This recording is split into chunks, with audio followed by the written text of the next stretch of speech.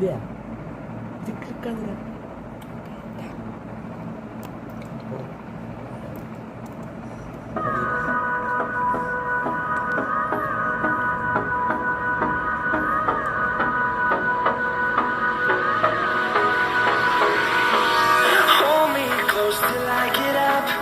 Time is barely on our side. I don't wanna waste what's left. The storms we chase are leading us, and love is all we'll ever trust. Yeah, no, I don't wanna waste what's left.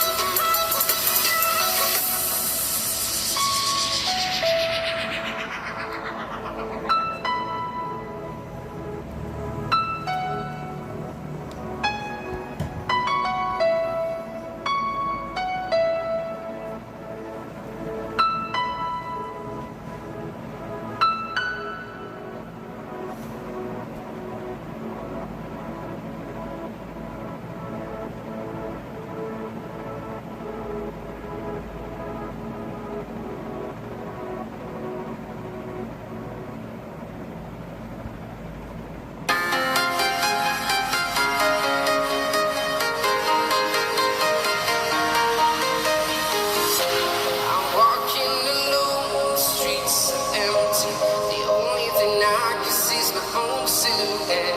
I'm getting stronger, step by step. The clock is ticking, but there's no time for me. I've been flying from town to town, from London to Taiwan. I've been all around the globe, trying to protect your soul. We are heroes tonight. We will fly above the sky. We are heroes tonight. Yeah. We are heroes tonight. We will fly above the sky. We are heroes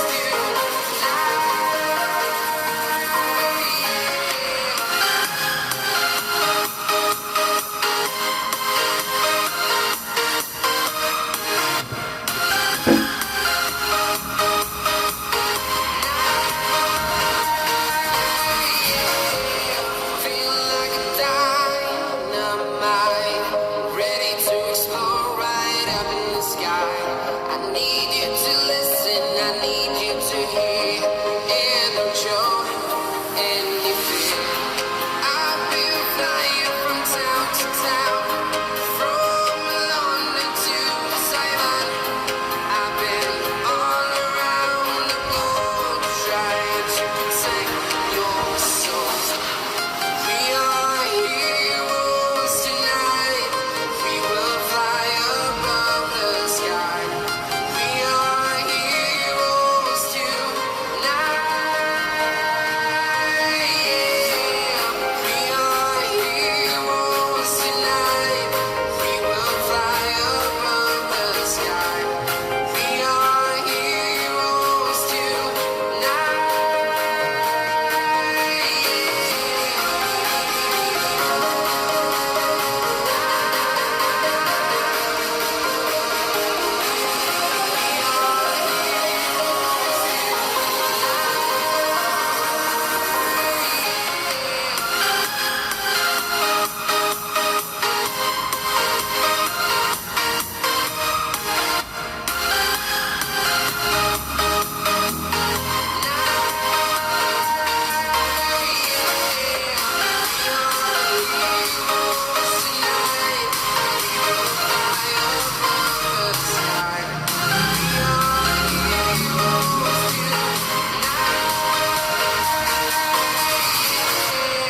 I've been flying from town to town, from London to Taiwan.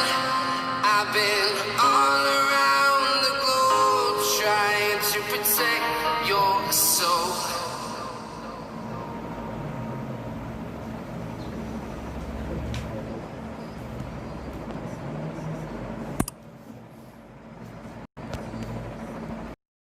We're going sneaking for some treasure.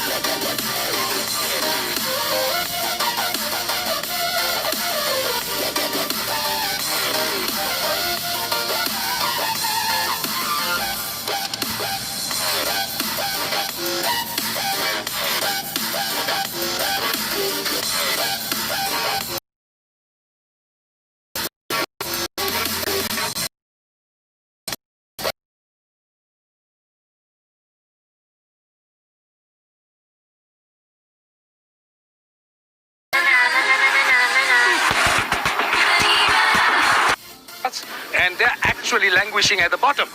And our match referee, Manoj Mendes. So this is the call.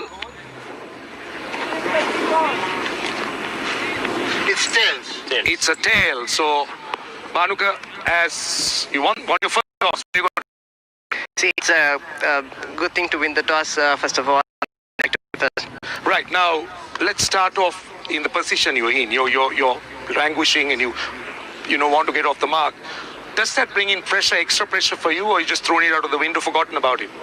See, I always think that we had to take one match at a time, and we got 5 more games to win at least 3 of them. And see, everyone is thinking as us the underdog. So I think we got a good opportunity to beat Jaffna Stallions and get on the mark. What's the mood like in the dressing room, particularly? It's been a bit difficult. Shida Afridi gone. A dressing room that's not winning enough or winning is not sometimes the happiest place. We have a good spirit in the side, and it's a big loss that we have lost Shide by. But we are hoping to get on our first victory against Jaffna today, and we'll make a better dressing room from today onwards at least. Tisara, what do you think you would have done if you won the toss? Actually, I would like to bowl first. I'm happy with this decision. I mean, the captains have had it perfectly. Well, you're batting, he's happy to bowl, so no problem there. Yeah, Tell us about your team. We don't have any changes. We are going with same 11. What about you personally? Everything you're touching is turning to gold. You're scoring runs, you're getting wickets, you're taking catches. What more do you have to do now? So I have to continue my good performance in a few games. So I think I can do something special this series. So hopefully we can do everyone together. So it's good for us. All right, guys, enjoy the game. Thank you. Right, the news from the centre is that the Galle Gladiators, under a new captain, Bhanuka Rajapaksa, is batting first after they won the toss. Okay, Rashan, thanks very much. So first blow to the Galle Gladiators. So that's good. Bat first, which is the norm in the day games. And you've been doing some homework about the surfaces so far.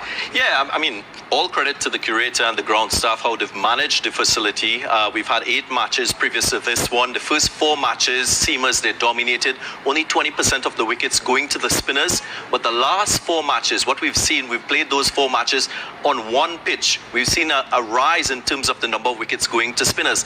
And you would expect that because of the wear and tear. So I wouldn't read too much into it. I still think there's something there for the seamers.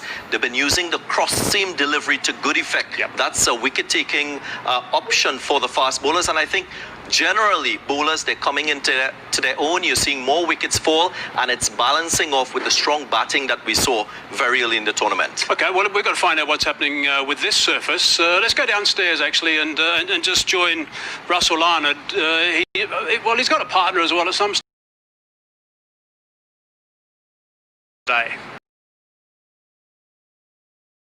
Hambantota of the My 11 Circle, Lanka Premier League. Can the Galle Gladiators catch the Jaffna Stallions short of a gallop today?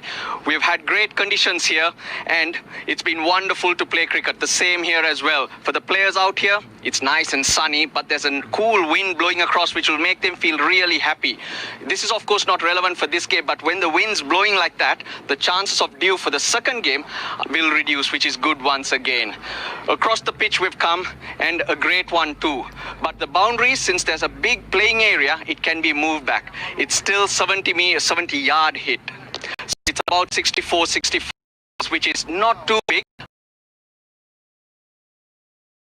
which will increase the players on this. And I thought I had Amir, but he's wandered off. What's going on, Amir? Look, Russell, when you talk about pitches here, they've been quality, well suited to this format. The ball has been coming onto the bat, consistent bounce, but I spotted something different here. If I stand here and look on the far side, it's elevated, and this one is low. So it has a slope to it, this pitch. What it means that fast bowlers bending their back and have the ball flying, zipping through, that's an advantage. And then there is a certain slant to it. And I think a bowler bowling from that side should be able to get that angle and get the ball moving away.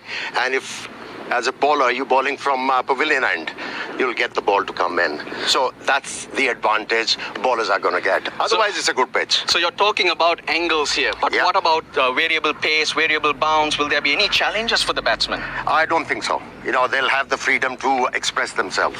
And that's what we want. We want to express ourselves, and so far, most of the batsmen have had that opportunity to do so. We are hoping the bowlers find a way to score quick.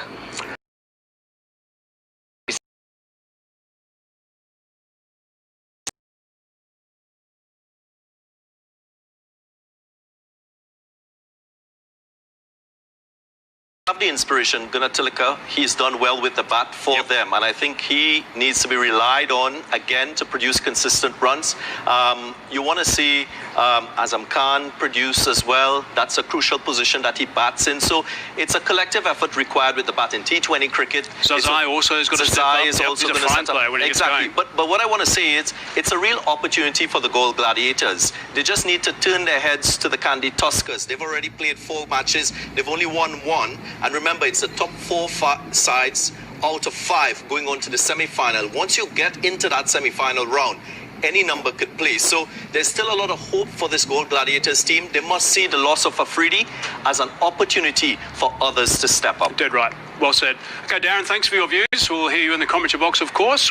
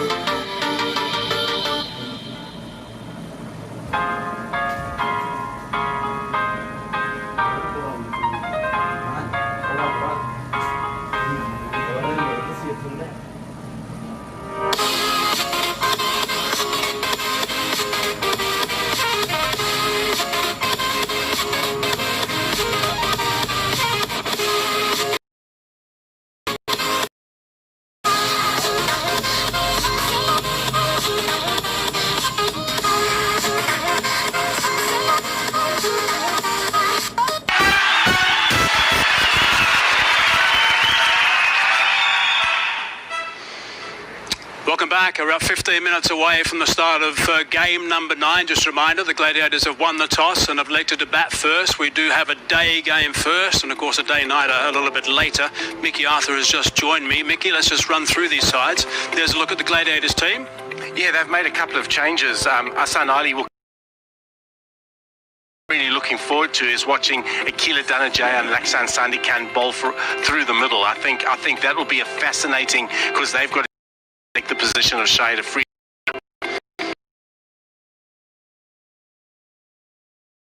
Stallions, gee, they've just done just about everything right except for one area, which we're going to talk about shortly. But there's the Stallions, Mickey. Yeah, they're unchanged, and you would expect them to be unchanged. I like the way they've rotated their fast bowlers. You know, today you get Banura Fernando and Carl Abbott sitting out, and they've gone with the same team. Really impressed. Avishka, Dhananjaya, Tassara Pereira, they've all done a wonderful job. So they look a very stable and settled team. Okay, so if we look at, if we should just sit back and assess both these teams, I think we can say that the Gladiators haven't done a great deal right, let's be honest. They're down the bottom, they haven't won a game yet, so I think that's a fair assessment. They've been rescued both times. Tassara Pereira's been just ridiculously good. So that's an area, that's a gap the Gladiators can take. Yeah, it is. It is. You know, Vishka was superb in game 1 at the top of the order. I 92. I thought Dhananjaya did a really good job at number 3 in the last game. But as a unit, their top 4 hasn't fired yet, which has allowed Tassara Pereira, coincidentally, to get in a little bit earlier and show us his wares. They would be wanting that top 4, though, to just give them a little bit more solidarity, I guess, because you're wanting Tassara Pereira to come in about the 14th over, because then he can unleash on the bowling. Okay, so let's just have a look at... wait on a sec. What are you saying there, Mickey? What's the advice you're giving? You can tell us. I'm just telling Tassara Pereira to do exactly what he's been doing. He's been superb, and the conversation was more around his bowling. You know, we know he's incredible at the back end. I was impressed with the way he bowled in the last 2 games, because for us, and I say us as Sri Lanka, the balance is so important of our team, and him bowling is so important. So I was impressed with his lengths the other day, and I was just relaying that to him. Okay, all right. Well, it's nice to see, and I see the coach having a chat to one of the skippers. I guess the other thing is that, you know, the Stallions have played 3, they've won 3. It's fair to say that they are well on the way to finishing in the top 2 here. There's 5 teams playing. There's only 4 teams that go through to the semi-finals, and that's a knockout stage, and then of course the final. But I mean, they're looking at a top 2 finish almost already. Oh yeah, they are. And to be fair, if you've had a look at the way they've set themselves up, the way they've structured their teams, they're phenomenal. They're looking a step ahead of the rest of the teams at the moment. And Mohammed Amir, he's got to play his role. I mean, we haven't. Yeah, he's done a pretty good job with the ball, but without Afridi, I think he's one guy that the change room will be looking to. Yeah, and just talking to Banuka and Gunatilaka and our the Sri Lankan players in that dressing room, what he has given them has been amazing. The chat, the advice, the experiences he's been sharing with them has been fantastic, and what an overseas player want. I did see he had the glint in his eye last game, and I thought he bowled well. Expect a good performance from him today. Okay, right. Well, he's needed Mohammed Amir, that's for sure. And as overseas players, they've got to make sure they pull their weight, and they're obviously got to be exceptional in that change room. There's one guy for the Stallions who will want to just do a little bit more with the willow, and that's Tom Morse. Tom, you must be enjoying yourself out here. Yeah, definitely. Obviously, it's a great experience to play out here, different conditions, and it's a great league. You know, some great players, big names, and it's just, yeah, it's obviously it's been really good so far. And the Jaffna team have done really well. We're 3 from 3, so it's amazing. And what about you personally? You would like some runs? Is it going to plan? Yeah, definitely. I think it's it's part of the game. Just sticking to what I know, staying positive, and we all know in cricket, obviously, you've got to keep going, and hasn't worked out for me in the first 3 games, but we're winning, which is the main thing, and we're playing really well as a team, and we've got some guys doing some great things, which is great. So you played a lot of cricket in England, that's where you're from. Now coming to this part of the world and different conditions, tell us what you need to do different. Yeah, I think you need to adapt. Obviously the conditions are different. but I think you still need to play your natural game, and you need to be positive, I think, and you can learn from other people. I mean, there's some great players here. There's players who have played all around the world and in these conditions and been very successful in these conditions. So, you know, as a young player, I talk to the likes of Shoaib and experienced players like that in the team, and Pereira, TP. You know, he's had a hell of a tournament so far. So, yeah, it's just great to be around those sort of players and learn. And ultimately, I think the wickets have, as we've seen, they've been good here. So, high-scoring games, which is always good. Yeah, good start for the team. Going forward, how do you see the team go? What's their confidence levels like? Yeah, the team spirit's great. You know, all the boys are really confident, really gelling together nicely. Feels like we've been together a lot longer than we have, which is great. So we'll try and roll with the momentum that we've got and keep playing good cricket, and hopefully different players can keep putting their hand up, and people who are in good form can cash in on that form. Good luck, Tom. Thank you very much. Cheers. Nice to have a chat to Tom Moores, who's very good hands behind the stumps with the gloves, and a very fine keeper. But yeah, small ones with the bat will certainly help the cause. Let's have a look at the points table, just so we can get you guys up to date with exactly how it stands at the moment. Mickey, the Stallions, I mean, they're head and shoulders above, 6 points at the moment, but also, as you know, that net run rate is so important. Yeah, it is. That net run rate is so important. They just seem, in terms of their team players that they're both, they've just looked a step ahead of the rest of the pack, and it's showing on the scoreboard. Okay, so the Kings there, then the Viking and the Tuskers, by the way, that's the next game, and then of course the Gladiators are also playing. But let's just, the bottom of that table. But let's just talk about how the Gladiators can actually perform and get up here and win this one. I mean, one of their players who's played so far is Gunatilaka. He's played very well, 82 off 53 against the Tuskers. I mean, he's a fine cricketer. You've seen a lot of him. We know, Mickey, that in this format, just one really good performance can pretty much win a game. Yeah, it can. And he's been in great nick, hasn't he, Mike? I mean, he's hit the ball beautifully. He's played proper cricket shots. He plays the short ball very well. He cashes in on width on the front foot and back foot. He's just looked good. His tempo of his innings have been good, and the one thing that's impressed me is he's run so well between wickets. What else do you want to see? What else do you want to see step up as far as the Gladiators are concerned? I'm really looking forward to seeing the leadership of Bhanuka Rajapaksa today. Okay. We haven't seen Bhanuka. He got run out, unfortunately, in game 2, I think. So we haven't. He hasn't fired it with the bat. He's a very, very fine player. So I'm hoping that he gets a real chance today and shows us what he can do with the bat, and then takes that onto his leadership role. Okay, you've been in change rooms as an international coach of a couple of sides. You've been in change rooms. What does it mean when a major player like an Afridi goes? What does it do to the change room? Oh, look, it can do one of two things, and how you always try and talk it up as a coach is that each and every one of the other guys just try and take that little bit more responsibility to fill the void that's left by a player like that. Sometimes it galvanates a team. Okay, right, Mickey, thanks so much for your views. We've got plenty of action today. We're going to break. Live action next.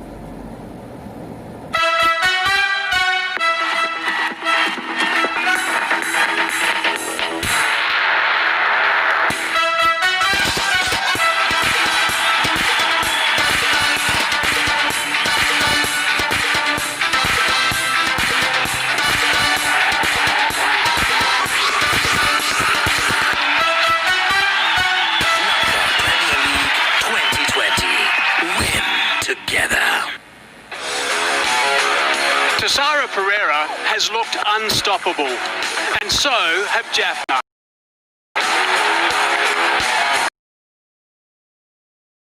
They face the Gladiators, who are in the last spot after 3 losses in a row.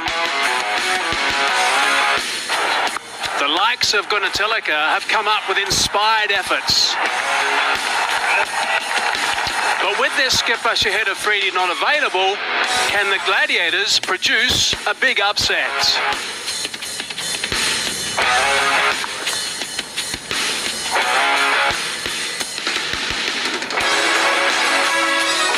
Oh yes, the My 11 Circle Lanka Premier League Cricket Caravan continues with another set of matches today. The first, Gold Gladiators up against the Jaffna Stallions, a team in good form. 3 wins in a row. Gold Gladiators, they have their work cut out earlier. Gladiators won the toss and elected to bat first, a trend that we've seen from teams. Gladiators making 4 changes to their team. Ashan Ali in the side, Chadwick Walton, Asita Fernando, and Dhananjaya Lakshan brought into the side for this contest. And the Stallions, as mentioned, unbeaten so far in the tournament and going with an unchanged team.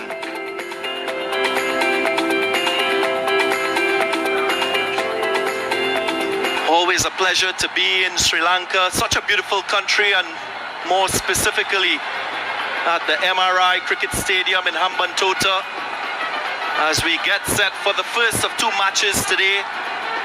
Umpires making their way onto the field. Ruchera Paliagurage alongside Hemanta Boteju, 2 umpires. That's a prestigious trophy that they're playing for. Still hope for this Gold Gladiators team, a team without their captain Shahid Afridi, who had to leave and go back to Pakistan because of an emergency, and what that has allowed Banuka Ragapaksa to get the opportunity to lead this team, and he has some captaincy experience. Captains the Berger recreational first class team here in Sri Lanka, so a lot of opportunity there for the captain and for some other players in the Gold Gladiators team to step up and produce a first win for their franchise. Russell Arnold, Amir Soil joins me. Good afternoon, everyone. Good afternoon, Amir, Darren.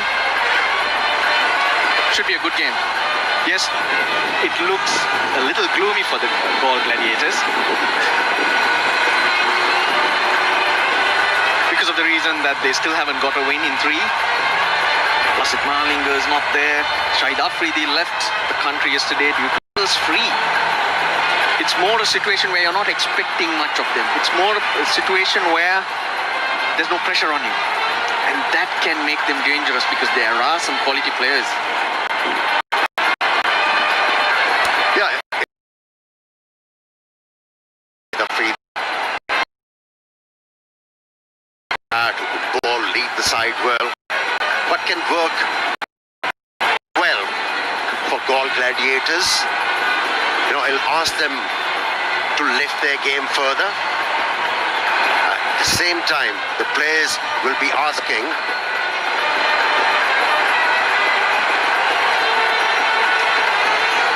to try more. Well, he's been exceptional. He's produced some quality innings. Danushka Gunatelika is very efficient off Scorer for the Gold Gladiators, Gunatelika. He has Ashan Ali as a new partner at the top of the innings. One of the 4 changes to this Gold Gladiators team. Strikes the ball a long way. Ashan Ali from Pakistan. Yeah, Ashan Ali has played international T20s for Pakistan. And I'm not claiming that I have an eidetic memory, but if it doesn't fail me, he did play against Sri Lanka, didn't he? He performed well in PSL, Ashan Ali, and he'll be up against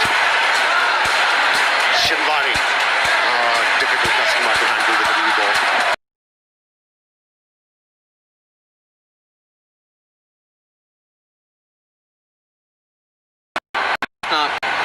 Stallions are unchanged.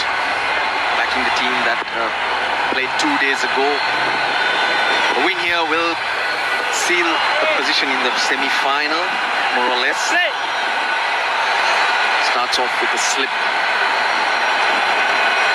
Gee, he's been good to watch. He's shown a lot of variety, variations, pace. Most importantly, control. He didn't have that. He has made few adjustments to his run-up, slow it down, and now he's in control and he's delivering the ball in the right areas consistently. His economy rate has been quite good in the tournament so far, 5.25. He's a wicket taker. Many of the bowlers we've seen, they've adopted different variations for success. Mohammad Amir, another left-arm seamer from Pakistan. He will have his chance in the second half of the match. Chance to redeem himself. He's been off the boil in this Lanka Premier League. Just 2 wickets, Amir. Pitch being used for the first time. Both of you guys were out there. Should we expect anything different to what we've seen in the previous 8 matches? Don't think so. It should be good. Hard. Remember, yesterday was an off day, so that gives the groundsman an opportunity to give it a good water, a roll. The grass looks even. I don't see too many terrors in it. It's going to test the bowler skills.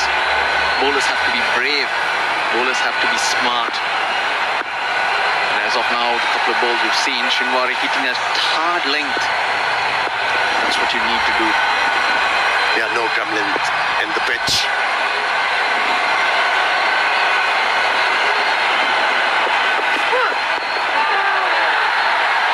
Good length again. That's been the hallmark of his bowling. Not afraid to pitch the ball in that 8-meter length region. Picked up 3 wickets against the Kandy Tuskers in the last match. Bowling straight lines, not allowing batsmen to have the freedom to access the ball and hit the ball through the onside. That was a brilliant catch to get rid of the captain of the Kandy Tuskers team, Kusal Pereira.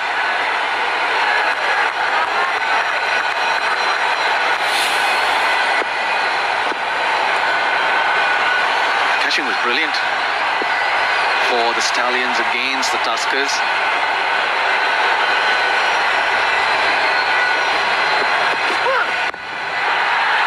First runs for Ehsan Ali. The Stallions got a new kit today. The Jaffna Stallions playing in their oxygen blue kit. That's to reflect our reliance on the environment. Jaffna is an area that heavily relies on timely rains for agriculture.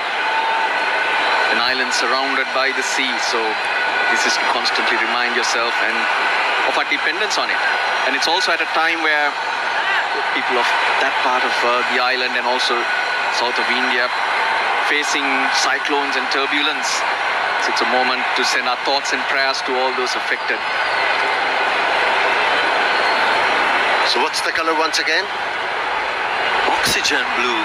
Amir? Interesting. Also sounds like he has intimate knowledge of that region. I know he comes from that area of Sri Lanka, so really good initiative and support for a wonderful cause. Will get a single. Was that a chance? Was that a chance for a run out? How did he miss that? That was a run out chance. Danushka Gunatilaka was jogging down the wicket as well. He misses it. Oh dear, oh dear. How could he? And Gunatilaka also took off very late when he suddenly realized he's in trouble, and that's a big miss. Because Gunatilaka can be very, very dangerous. Dhananjaya De Silva.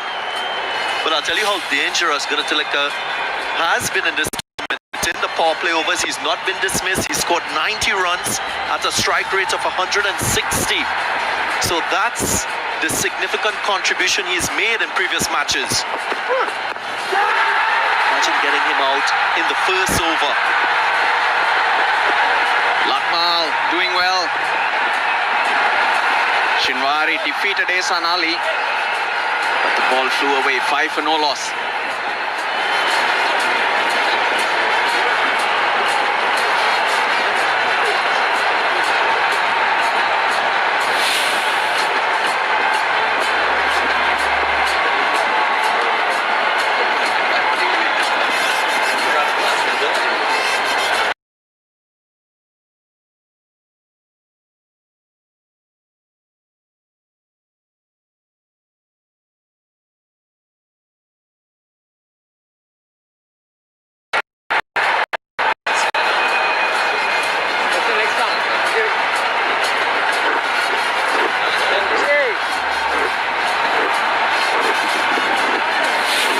This was fascinating. Body momentum going in one direction. His hand needed to make contact with the stump. Just didn't happen. And even the batsman, Danushka Gunatilaka, he stops in the middle. He didn't think there was a fielder around. So they're all sleeping. They're all in lockdown all of a sudden. He got out of jail.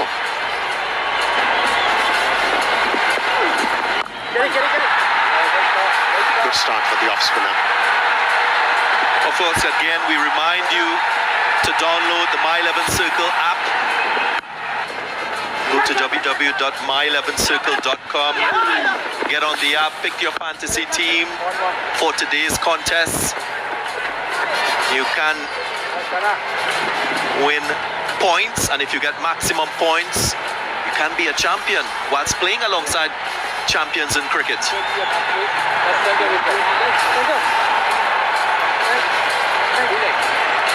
Spin to start proceedings. Dhananjay Disila bowling for the first time in this tournament. Has done this job for Sri Lanka on many occasions. Found his confidence, found his timing, his range. In the last game, batted really well, 61 when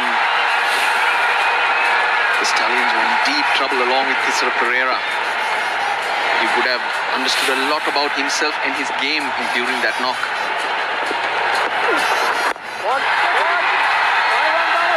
Now, when you talk about formation of a particular side, they need to have explosive players, impact players, utility cricketers, and I think Jaffna is blessed. They have so many utility cricketers. In their captain, they have an explosive batsman, attacking captain.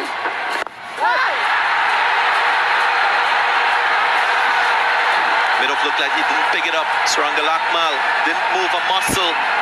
This one raced through that mid-off region for a My11 Circle champion shot that produced 4. He tossed that up. The moment it went in the air, Gunatilaka's eyes lit up. Srilanka Lakmal, well, would have had no chance, Darren, to be fair, because that was hit very hard.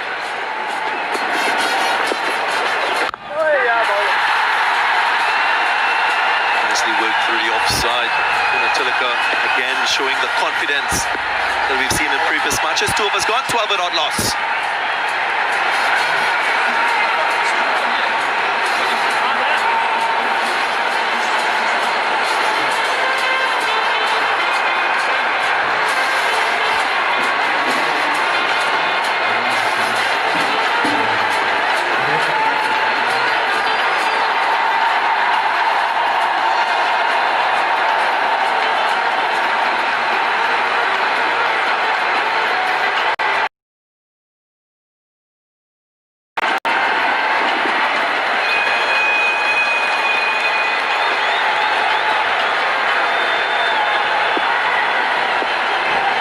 To continue.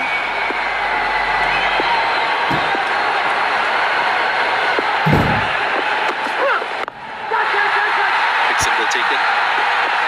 Now, Russell, I just want to ask you about the option to use Dhananjay De Silva in the second over as a spinner. When you look at this team, this Jaffna Stallions team, you see Srilanka Lakmal, you see seam bowling options. Is it a case that they're going on what they saw in the last couple of matches, spinners dominating, or maybe a matchup to the left-handed Teleka? Yeah, it's a day game, a new pitch, just seeing what might be on offer. And you mentioned the bowling attack. Opening batsmen come up with set plans as well. Looking at this attack, you'd be expecting seamers, so probably just trying to break the rhythm, give them something else to think about. Or maybe preparing for the later half of this Lanka Premier League. The pitches might tire up and start to respond. And you know,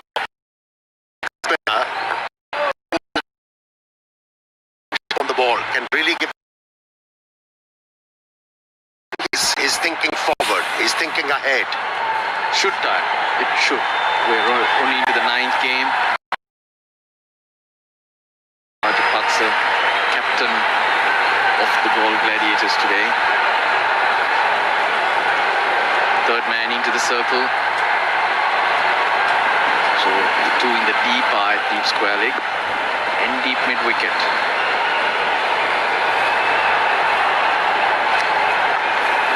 Don't understand this field place. Deep mid wicket. He's angling the ball beautifully. Are they going to test Hassan Ali with the short pitch deliveries? If that is the case, then they've got to have fine leg at the boundary line. The few balls we've seen, Hassan Ali is just trying to flick it to the leg side. Maybe trying to get him to hit to a different area of the ground. Again, he swings to the leg side. He gets enough. That's 4. My 11th circle. Champion shot. Bottom edge though, and it runs away. If you're looking to test the batsman or pelt him with short pitch delivery, you've got to have deep fine leg. That was a slow bouncer from Shimbari. Brings a wry smile on his face. Even boundaries, 70 yards, consistent to what we've seen in the previous matches despite the movement.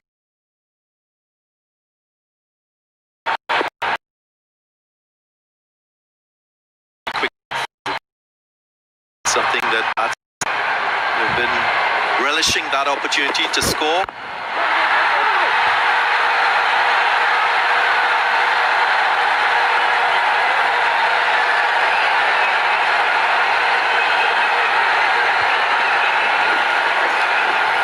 We mentioned Jaffna Stallions winning their previous 3 matches.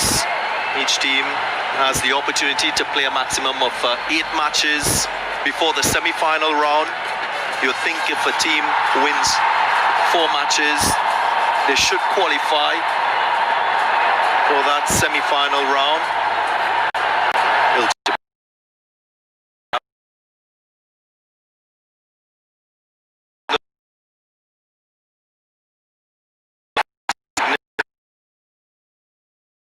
Lanka Premier League to expose young Sri Lankan cricketers, give experience.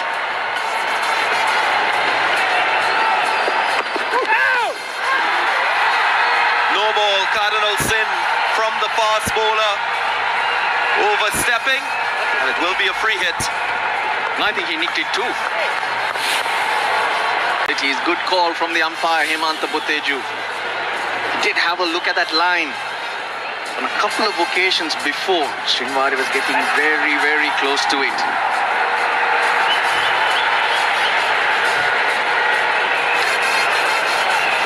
Just moved across. I thought the angle, and Tom was having to get the dive out, that there was a nick.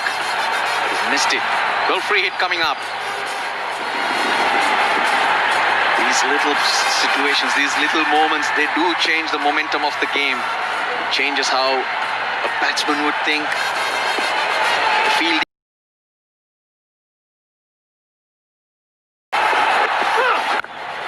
Picks it up. Will find a fielder in that mid-wicket region. Line has been good from Shinwari.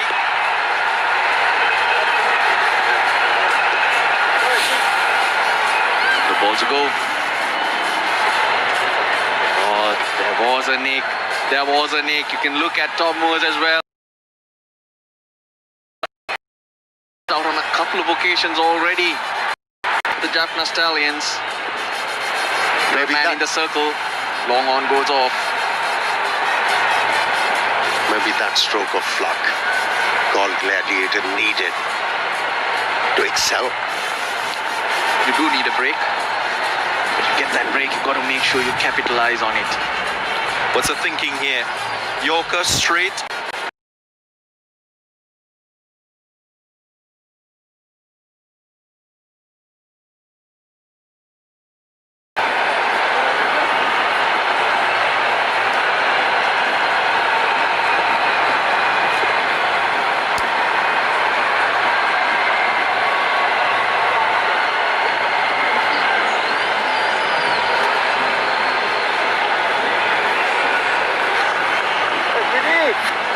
The captain, new captain for today's match, leading Gold Gladiators for the first time. Azam Khan, a little bit lower down the order this time. And I asked you specifically about the option. In the first 4 matches, we saw just only 20% of wickets going to spinners. But in the last 4 matches that we've seen, that has increased to 30%. So spinners maybe recognizing that they've got to bowl a little bit slower, try to turn the ball, as again look for pace. Exactly. Initially, spinners they were darting the ball into the batsman. Once you decide to dart the ball, your fingers are not involved when you release the ball. You're bowling with the arm, and it was very easy for the batsman to manage the spinners. From the moment they have decided to bowl slower, things have changed for the spinners. And in the process, they are getting hint of turn too.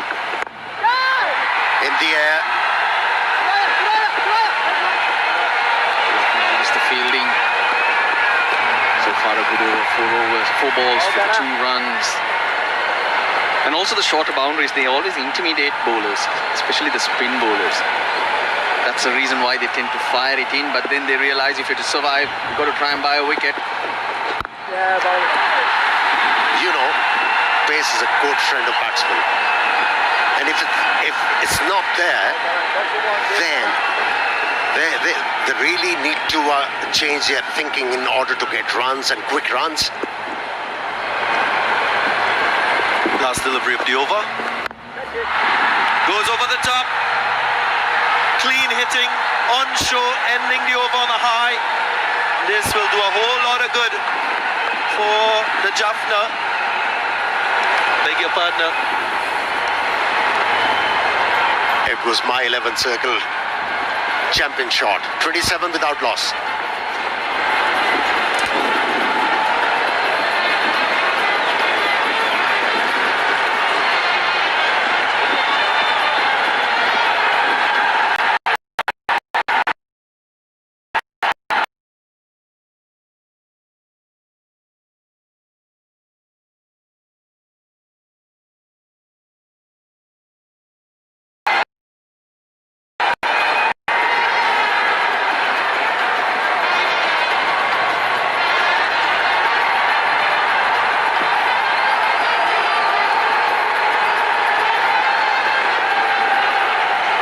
Broadcast partners for this My 11 Circle Lanka Premier League. In the subcontinent, Sony. In the Caribbean, Sportmax, and also the digital partners supporting the broadcast partners, bringing the action to you. Just over the top of that field at cover point. Didn't have to hit it too hard. It goes for My 11 Circle champion shot. Shinwari 2 overs, Srilanka Lakmal gets a bowl. Miss it. That's why Srilanka Lakmal thought he had a chance. But basically, he's carved it over the top of extra cover. Value for shots. This Hambantota outfield has provided every batsman with value for shots, full value. Yeah, he deliberately played that ball in that direction and also in the air. At the moment, Tanushka Gunatilaka is the highest scorer in the tournament. This is his 4th innings. He's got 166.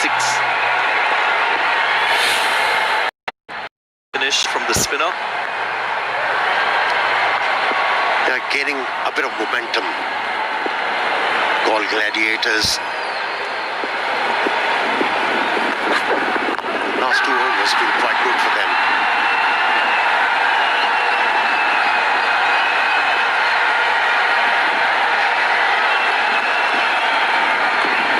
We've been seeing a little bit of a reduction in the runs scored in the power play overs. Usually teams go in excess of 50, closer to 60 in the first 6 overs. At the moment, run rate 6.8. All the teams are easing into this Lanka Premier League now. Nicely played. Best stroke so far of the match. Always good to watch a left-handed batsman driving.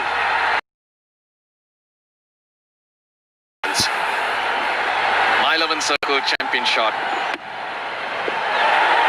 Gave himself room.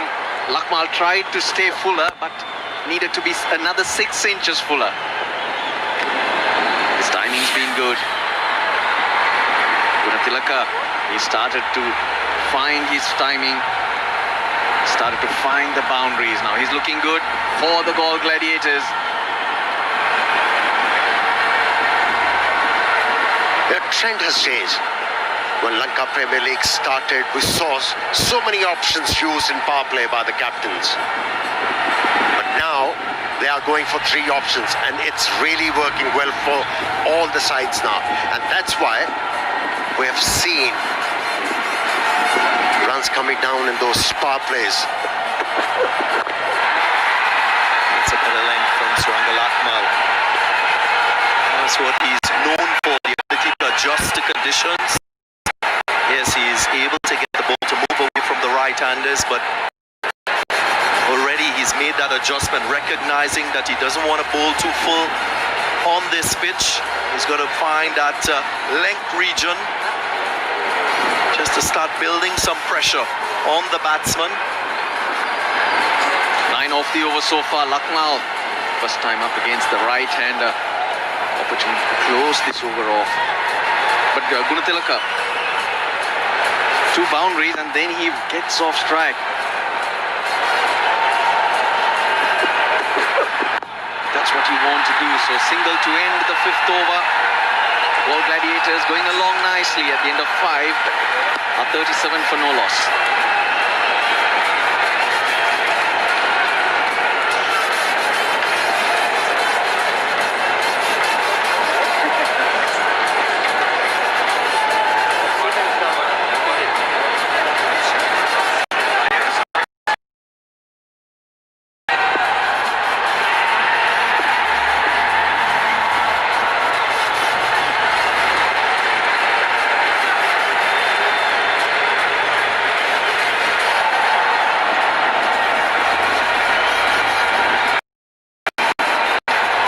Jaffna Stallions versus Galle Gladiators.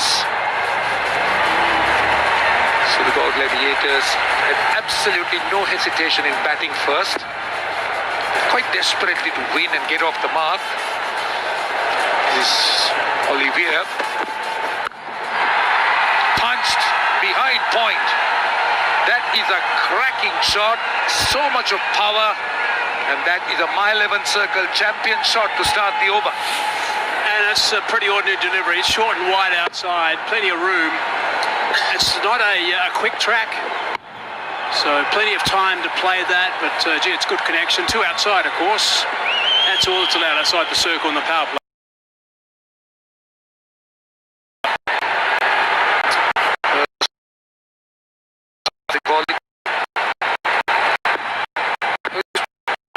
Speak about the power plays.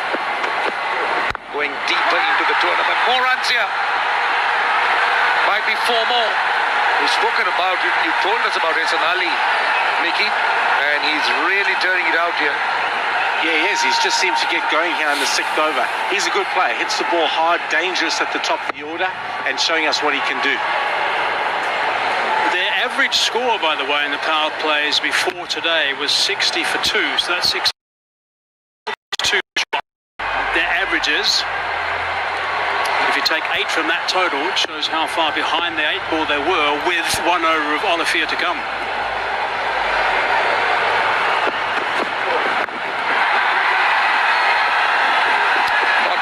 Not great fielding.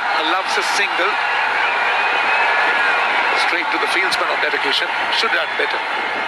Yeah, he probably should have. Hazy, just to come back to that there, Banuka Rajapaksa, very, very good player. He's got his Red Bull in his hand. That's going to give him wings when he gets out there into the middle.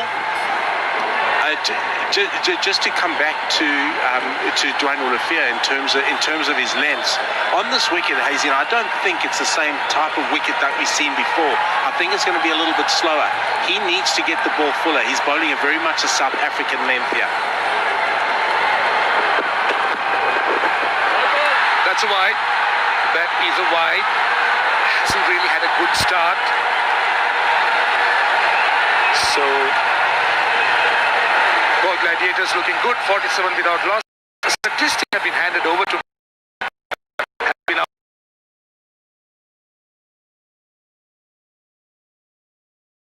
runs already of 56 balls. He's averaging a strike rate of 160 in the power plays. Is a good indication as to how dominant he has been so far. Rashan, I'll tell you what, the Galle Gladiators here have got an opportunity. They've got their run rate up now to 8.5. So there's a nice little increase in the tempo. It just takes the 1 over. I think we've all seen enough T20 cricket to know that it takes one player to turn a game on its head, and I'm not suggesting that that's happening right now. However, some good form, some solid form. Suddenly they keep going at this sort of rate for the next 5 overs. Importantly, don't lose a wicket. I think wickets in hand towards the death are going to be crucial today. That's another wide. He hasn't really had a good power play when he bowled so far, Olivier. He's been going at just under 10 runs. Into the crease, he looks as if he's decelerating.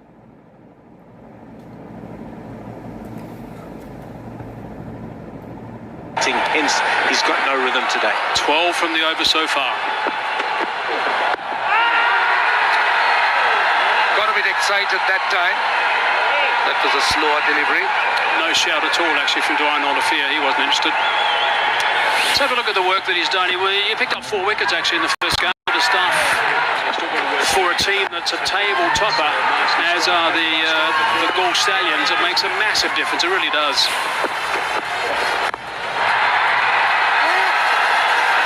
Another single. 13 runs off it. The 50's up. The power play is done and dusted. 50 without loss.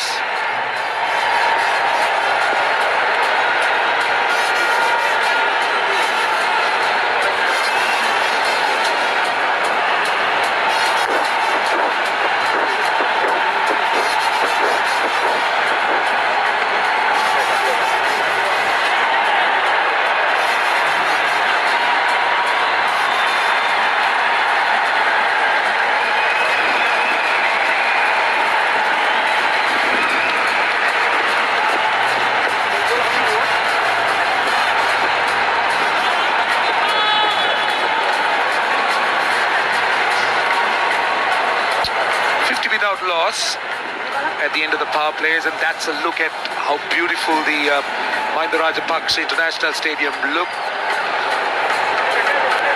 And that's from the drone, and we're getting more pictures. It's absolutely cricket goes on, which is brilliant news. I know lots of people are a bit anxious. One into Hasaranga.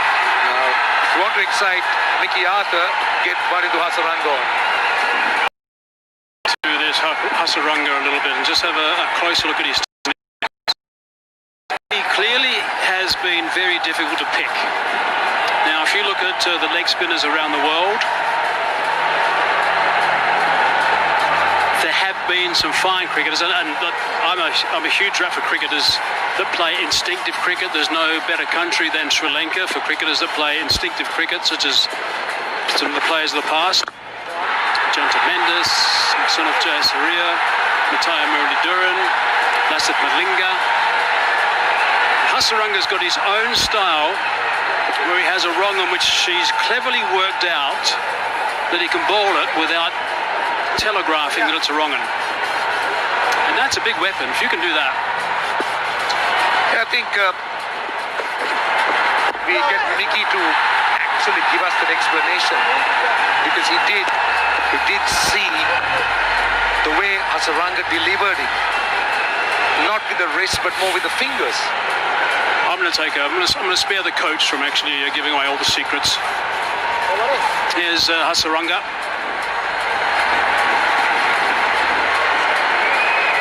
See that he rolls the ball out of his hand. There's not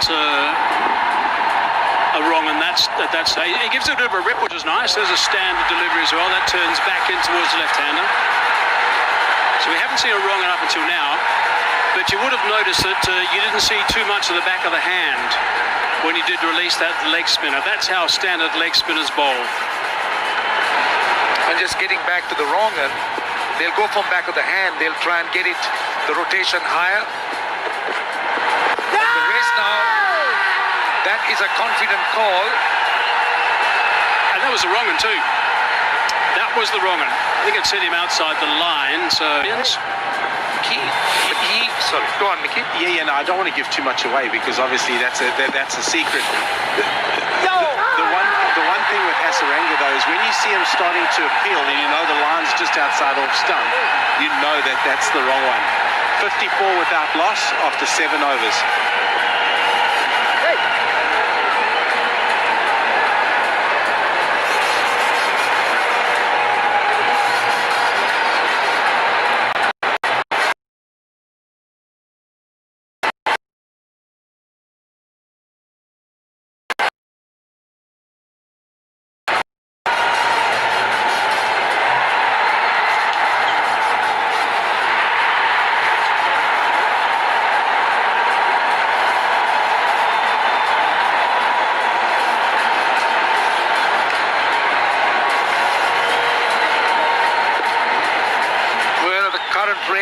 It's 154. But the Gladiators will need much more, at least 10 runs from here.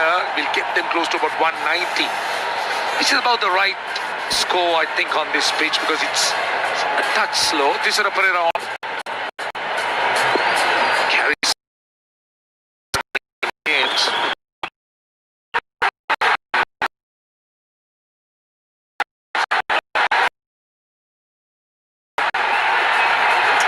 Outstanding running.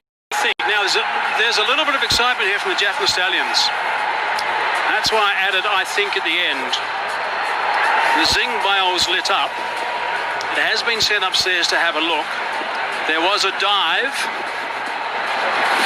but Tasara Pereira seemed to think it was out. No, it's a really good dive. That's good desperation stuff.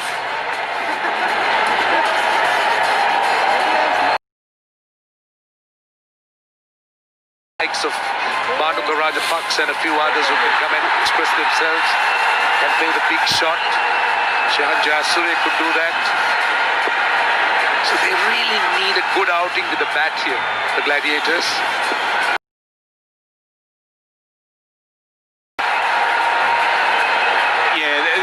Chaturanga the silver out there, I think. That is poor cricket. That's a ball that should just be one. It goes for 4.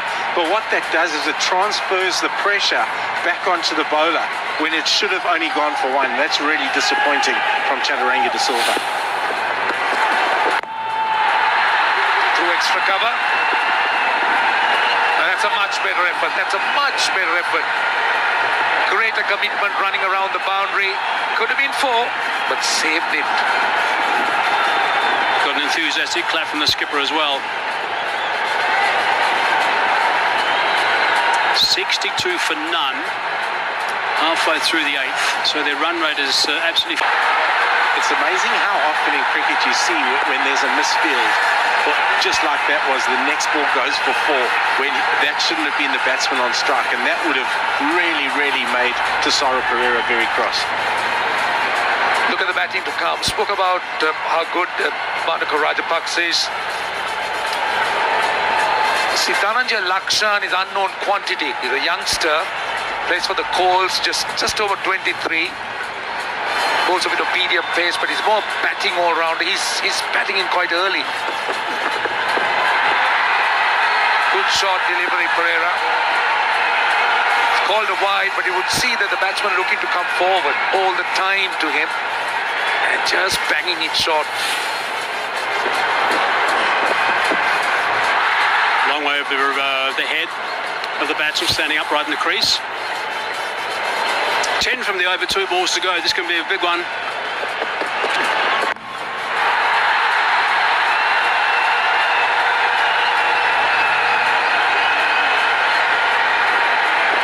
Just want to point out that the regular anti-corruption programs are conducted by Sri Lanka Cricket and the ICC.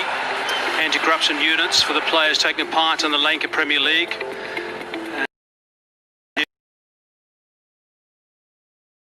Tournament, and will adopt a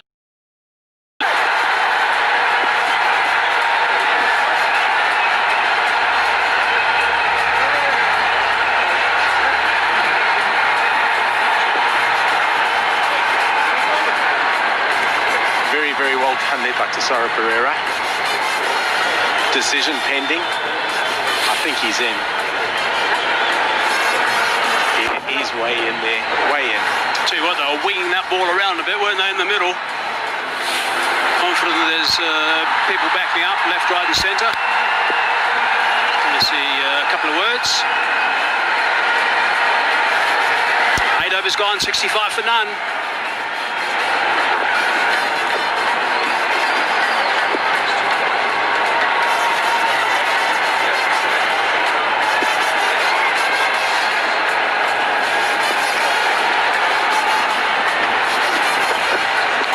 Continues. He's always bowled in conditions where the batting side has been a bit under pressure. He's come in when wickets were down or the team was struggling. I think this could be a rare occasion that Hasaranga's bowling with the openers intact. Yeah, it is, but I think he's good enough to be able to do it. He's a genuine wicket taker. His control of his length is so good, and we know he's got the very good googly, and he's also got a ball that hurries on. And the approach of the openers with Hasaranga appears to be a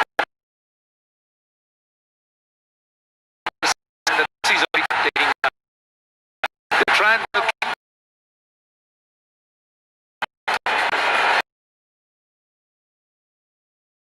Team Chat would say if he goes for 26 without doing too much damage, and he's hit it straight up, this will be a very good catch. Wanindu Hasaranga, very good off his own bowling. Very good. Brilliant catch. Never easy running back and the ball falling over your shoulder. It's never an easy catch. And Wanindu Hasaranga did brilliantly. He had to turn and run back and judged it brilliantly. His head was moving all over the place. That's why it's such a good catch. I mean, to actually judge that is quite exceptional. I think, look at his face. You can tell, I think he even surprised himself a little bit. He wasn't settled at all and had to adjust at the last minute. That was brilliant. Ali goes for 29, 67 for 1.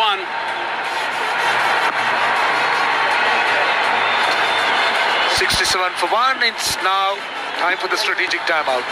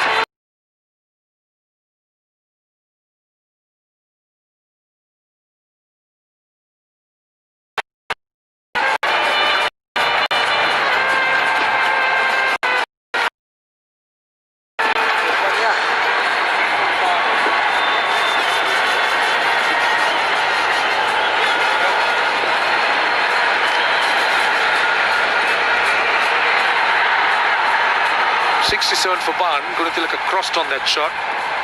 Azam Khan is a new batsman. He's at the non-striker's end. Gunatilaka still has to complete his over. He's given away 2 runs and taken a wicket. Now 3 runs of 4 balls. Another look. Hasan Ali was looking to blast in, completely got it wrong. And take a look at this catch. Yeah, the thing with that, a great catch, his head's all over the place, he's running back. He is a very, very good fielder, Wanunda Srilanka, a complete cricketer. Hasan Ali, though, just didn't get his power through the ball. His weight was slightly back, and that forced the ball to... 5 deliveries, just 3 runs. He's come in and stifled it.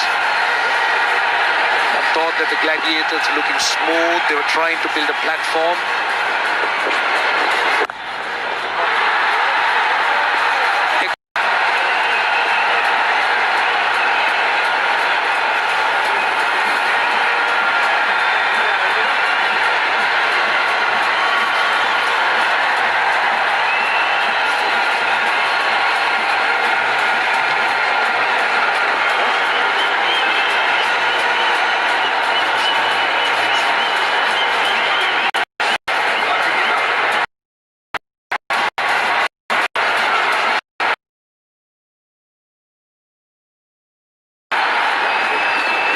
Reputation Azam Khan, known to be someone who's punishing, with some good returns in the Pakistan domestic cricket, but struggling a little bit here at number 3. Time for him to deliver. The Gladiators just looking for that first win. I think what's been disappointing for Azam Khan has been some of his dismissal, some of his modes of dismissal, just throwing it away a little bit, trying something a little bit too rash.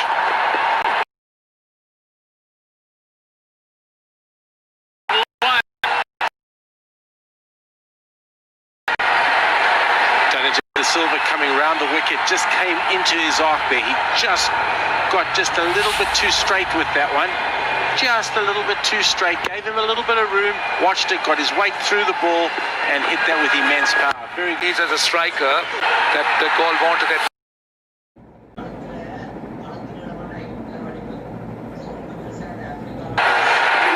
There's another look at that catch. Have a look at his head. It's very hard to actually focus on the ball when you're doing that, when you're running back. Those hands going out, that's outstanding. Just think about yourself. If you're running backwards trying to catch something over your head,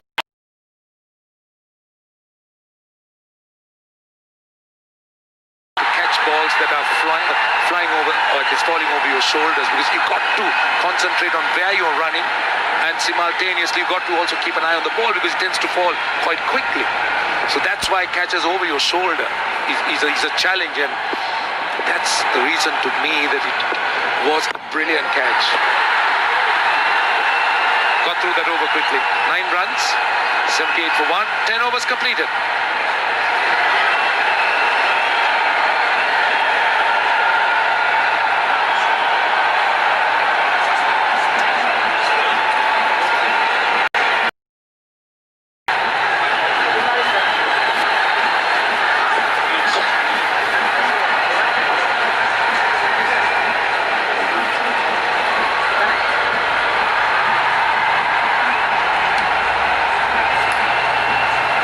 They were just a little bit sluggish initially, and then a couple of tall buildings, and then just checked a bit.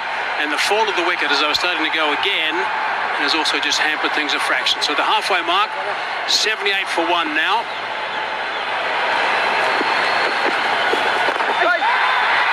He's got that away strongly, 4 runs. That is a terrific connection, it really is. It was just a jab, wasn't it? Not full flurry of the bat. That was full, but was able to get down to it. That's how quick his hands are. Once again, another boundary, another mile 11 circle champion shot from Azam Khan. I think he's decided here to come out and just play his normal game. Just get after bowling, but with a bit more control. Big 6 to kickstart his innings has got him to an opportunity where he can play a couple of his sweeps. That's his A game. That's how he knows how to bat, and he should stick to it. He's not holding back. And he's taking on Wanindu Hasaranga, who's been brilliant in this tournament. Not many have got on to him. Hasaranga's variations, his leg spin. As a batsman, And those pitches doesn't change the angle of the arm. Pulls from the same spot.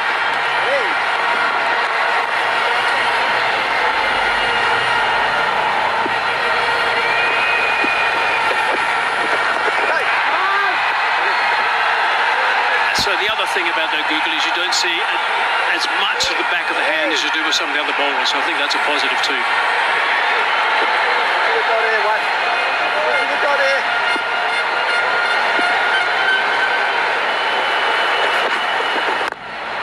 Smacked that one, and he smacked it beautifully. That is a huge over. That has gone for 16. That is outstanding hitting. 94 for 1.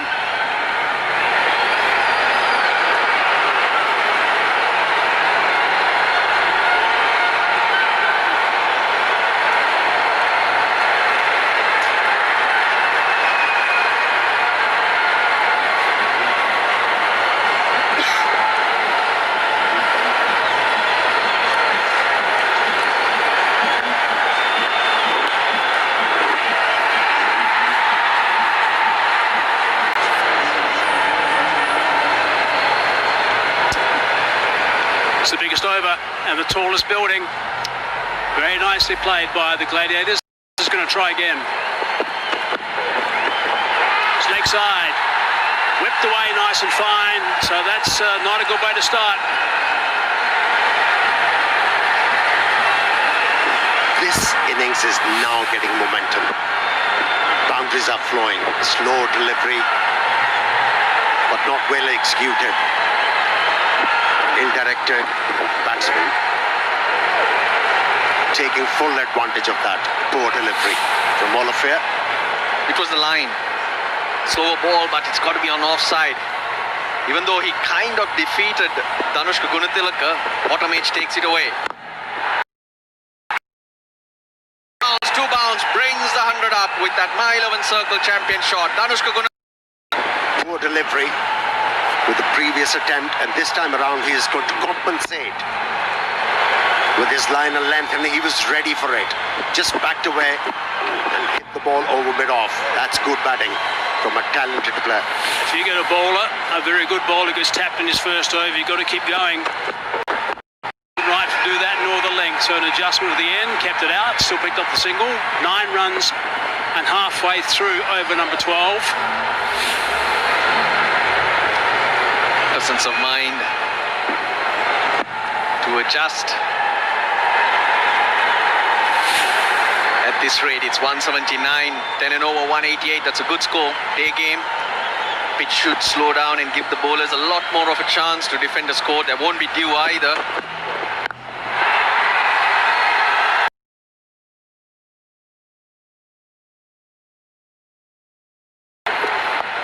Import that sweep shot very effectively, then surprise the bowler by using his feet and hitting the ball towards long on for 6 runs.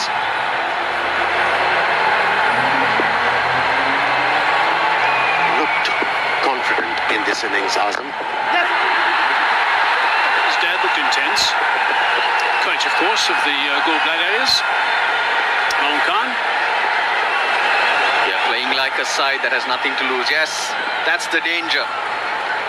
The wins haven't come. Afridi is left. That would just take or ease those expectations and relieve whatever pressure on the batsman. They'll just come out playing freely, and that's what we're seeing. Last ball of the 12th. Olivier digs it in short. 12 gone, 105 for 1.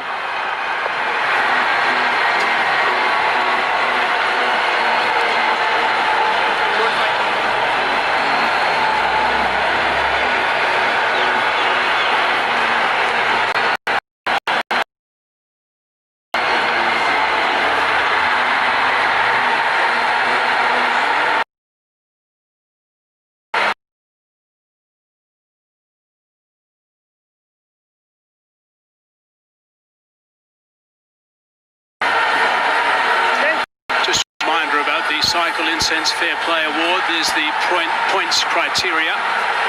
Points on offer in every game, by the way. It's all about upholding the spirit of the game and the respect towards the team, the rules of the cricket, and also the umpires and the officials. Now, of course, the players and the officials of the league are obliged to report any corrupt approaches as and when it happens to the anti-corruption guys. And these guys are appointed to for the LPL, and such reports are dealt with strict confidentiality.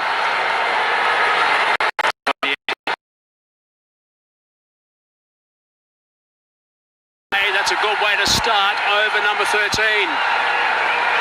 What timing? What timing, and that's his 50. Very well played.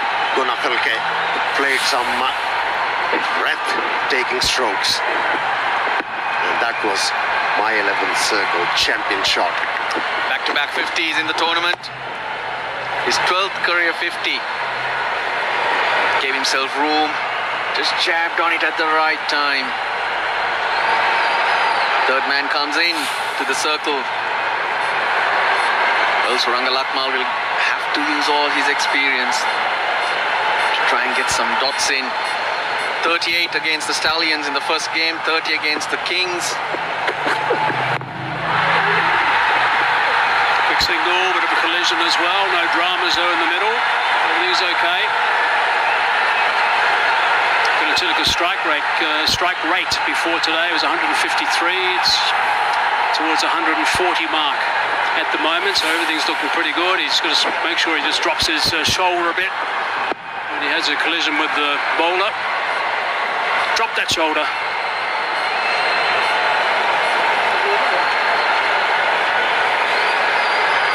Made 82 in the last game too, Gunakhalke, continuing from where he left off. Both just holding their line, no dramas there.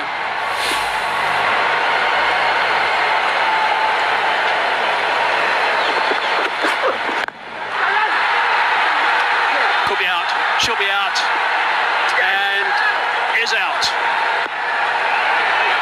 They needed that wicket. Not the right shot selection from Azam Khan. He was looking dangerous. He was threatening the opposition, but that's what happened. One into Hasaranga. This time making no mistake. So Lakmal strikes. That's the favor area for Azam Khan. Flick of the wrist. Doesn't find the timing. He's gone for a quick 25, a useful 25. Goal Gladiators are 110 for 2.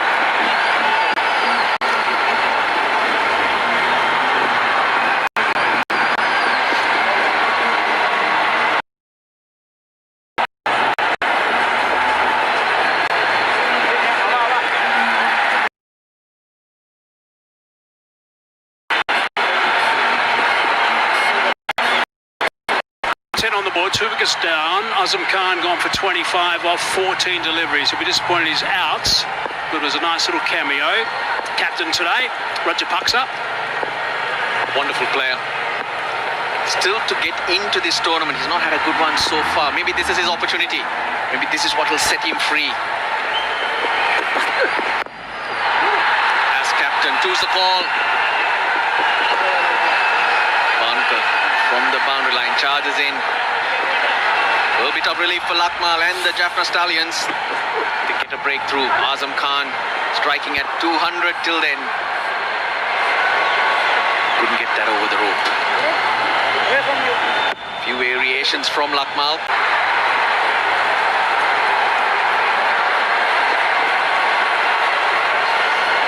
Second time this these teams are facing off. 175 the goal Gladiators made. Batting first, the Afridi blitz that gave them that score.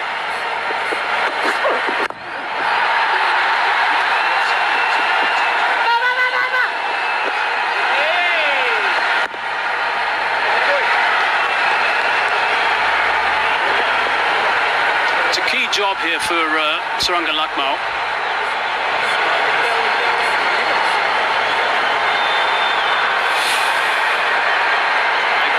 Look at that googly. You can just see that front on from the batsman's point of view. You can see, concentrate on the googly, the back of the hand facing batsman facing that. It's going to be difficult to pick up, and that's why people struggle to pick his googly. Call of 2. No, sent back 1.5 almost. End of the over, 8 from it. Also a wicket, 113 for 2.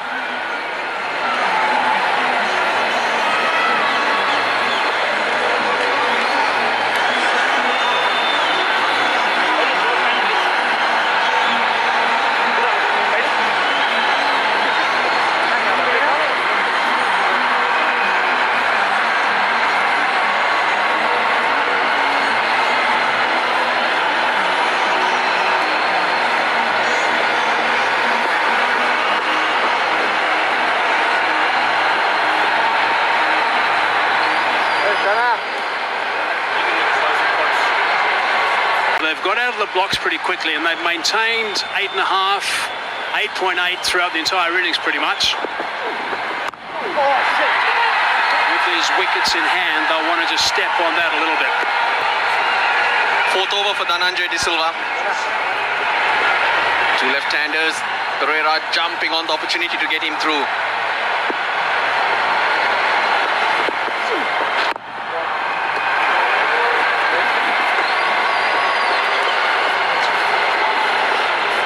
People around the world tuning in to this My 11 Circle Lanka Premier League. That's the trophy the players are playing for.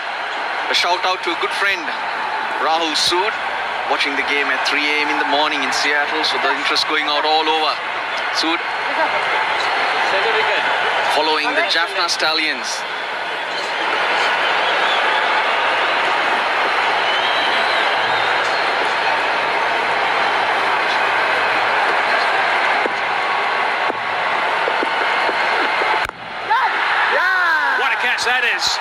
That is an outstanding catch. As the captain, Tisara Pereira, has taken a blinder. Oh, he has this omnipresence in this Lanka Premier League. Tisara Pereira, he's been absolutely whatever he has done. Have a look at this. Timely leap in the air to grab that one. Excellent. It's that time of the game. Bhanuka Rajapaksa's torrid tournament continues. He's gone for 1, 114 for 3.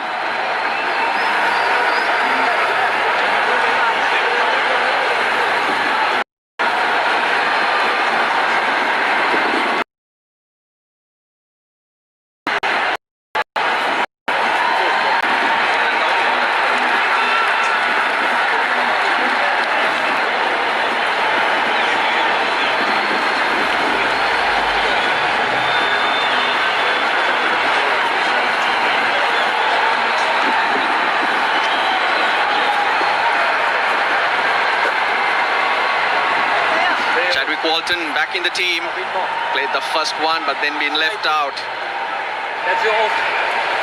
He can strike it, 99, a high score against Guyana, 1350s, gets going, can do damage. Well, it's that time of the game. Has featured.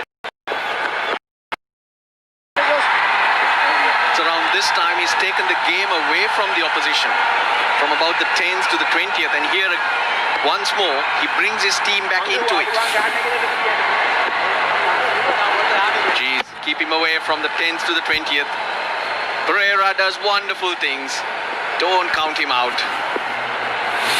Tell you what, I hope you selected him in your team in the My 11 Circle app. Download that, select TP, you're in with a good chance, the way that he's been playing with both the bat and the ball and also the catching. Look at that, that's extraordinary. Should be able to come back for certainly two. Oh, that's well fielded on the boundary too. Good slide, pick up and throw. Tidy work. Oh, good, a little bit of polite appeal as well. That's going to go upstairs.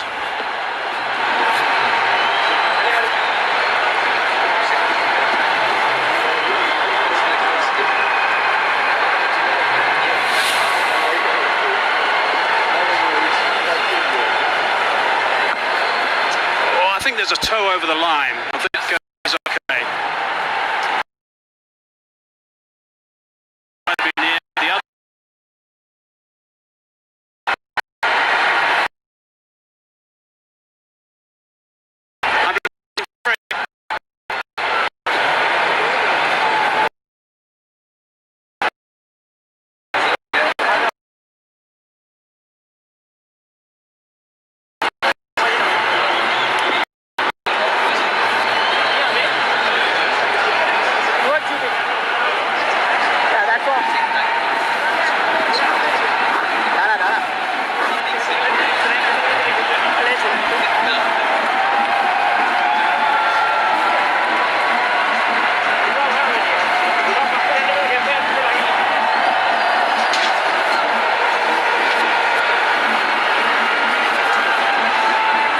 Look at the MVP of the tournament so far, the My 11 Circle MVP, Jaffna Pereira. There's no real surprise that he's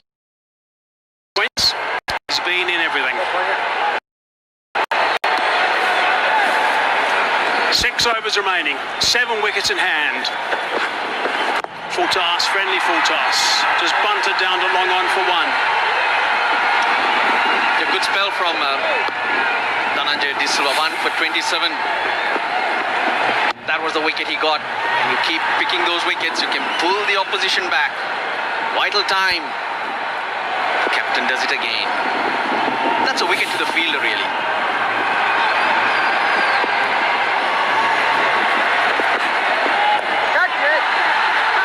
Another one. This time it's Dewan Olaferi's taken the catch. Hasaranga's picked up that. It's a little bit of a gift, I'm afraid. They are losing wickets exactly when they don't want to. Yep, 2 new batsmen at the wicket now. Anushka Gunatilaka at the wrong time. He needed to be there to the end. Just helps it on its way. Dewan Olaferi, he doesn't miss many because he's got hands like buckets. Jaffna Stallions clawing themselves back into this. The wickets continue to fall, but he's played another gem of an innings. Gunatilaka for 56. Ball Gladiators 118 for 4.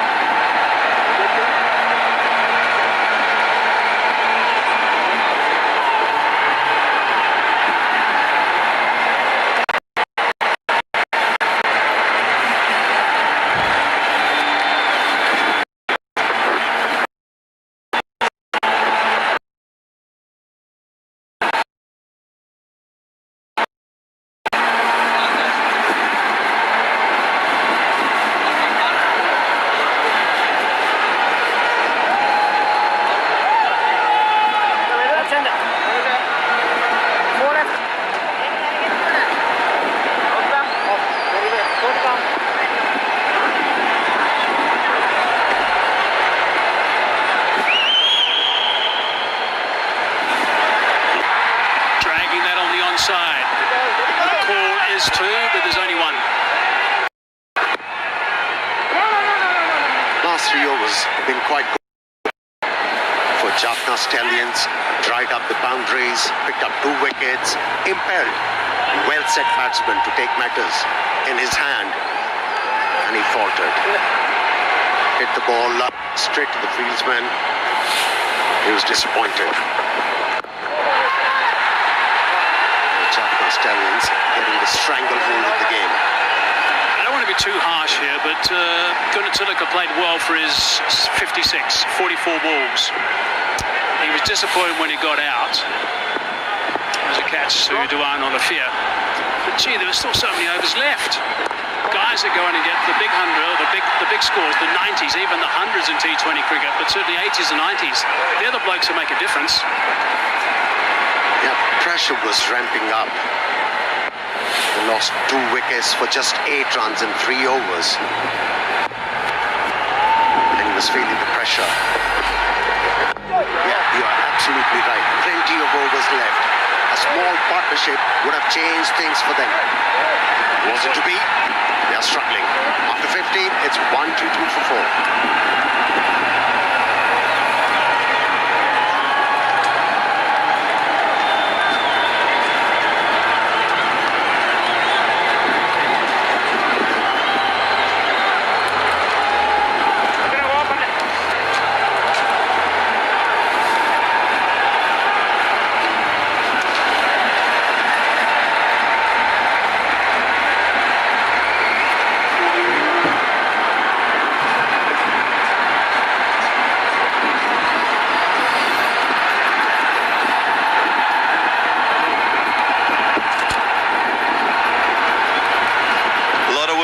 Chadwick Walton, Shian Jayasuriya at the crease, fairly new.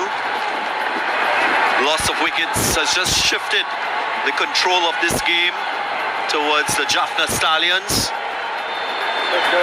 Shoaib Malik with the ball. Don't really often see him with the ball. He's usually a key batsman for any team in which he plays in. But he's got all-round ability, and it's on show now. Wickets lost quickly and close to each other, 114 and 118. Really hasn't helped the Galle Gladiators, and that has been one of their problems. They've lacked the quality batsmanship they've been searching for. Afridi had 1 game. Standout performer has been Danushka Gunateka, but what about the support? So suddenly they're into the last 5, and the current rate, 160 at best. They could go at 12, they'll get to maybe 180. Shahid Afridi not in the side for Galle Gladiators. Would have been crucial in this batting lineup at this stage of the innings. Psychological perspective, him coming in to bat now would have been an advantage for the Galle Gladiators. Yeah, they would have loved Danushka Gunateka going through for them. Looks like, for me, the Jaffna Stallions just trying to get a couple overs through. I think the wicket's a little bit slow. We've seen the left-hander trying to take the ball away, as we've often seen in T20 cricket. Chadwick Walton prefers facing fast bowlers, pace on the ball, so pace off the ball could challenge him more.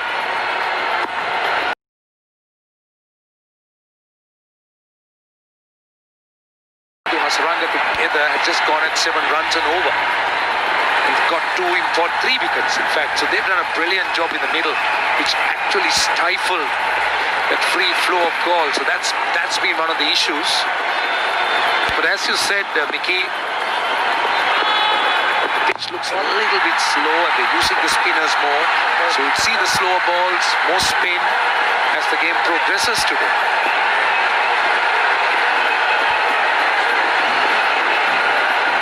Yeah, for sure.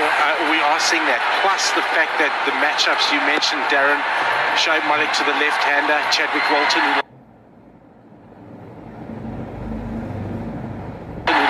likes a little bit more pace. But again, just pushing it out to deep square leg. He hasn't actually got any opportunity to go hard at the moment. End of the over. 127 for 4, and we'll have a strategic timeout.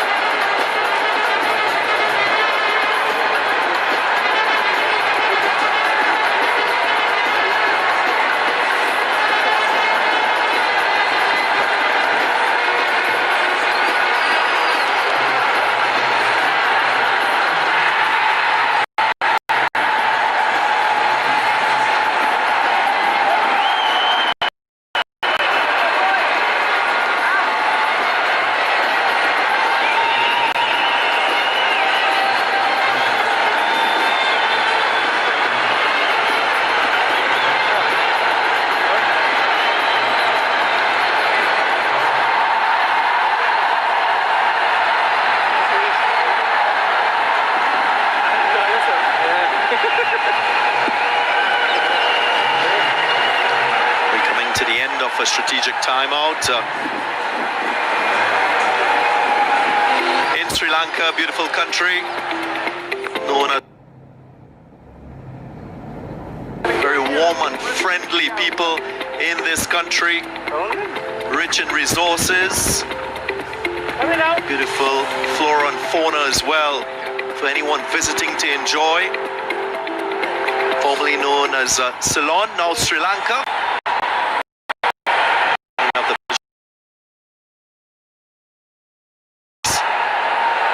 the Gladiators get up to that 170, 180 marker. Pulled away. And to add insult to injury, it's a no ball.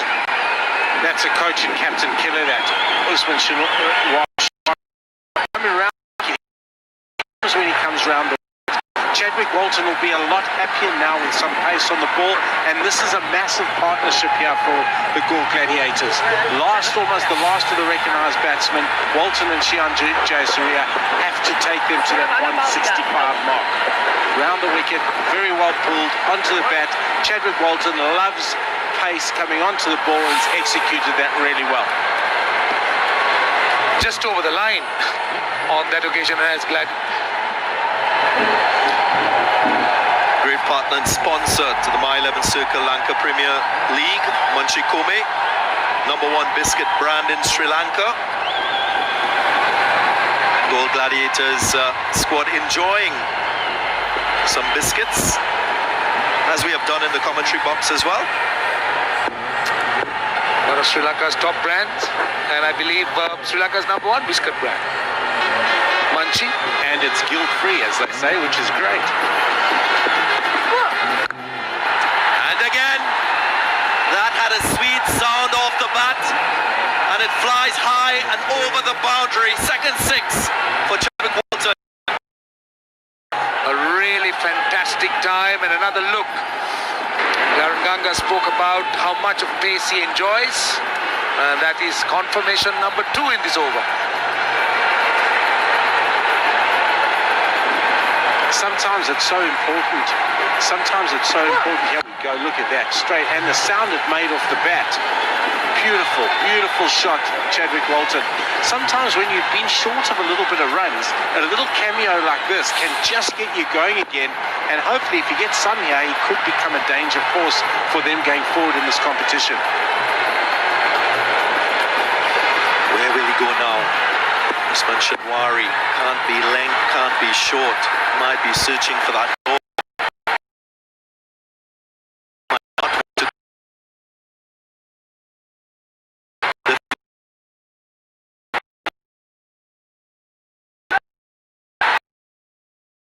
Using the pace on the delivery.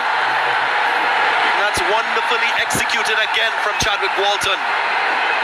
Innovation deluxe there, and suddenly Usman Shinwari's first 2 balls of this over have gone for 17.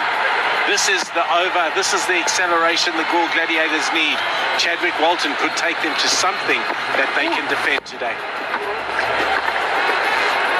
Well, the question is, will they opt to go with spin for the next 3 overs? They have the option of Shoaib Malik, they have the option of Chaturanga De Silva, because they're finding out with some painful consequences that pace is actually not the way to go here.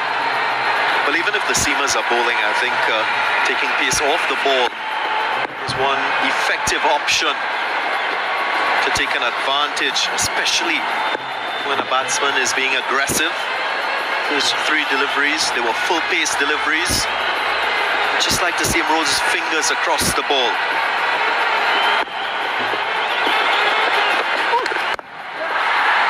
Full toss, goes wide, some good work in the outfield.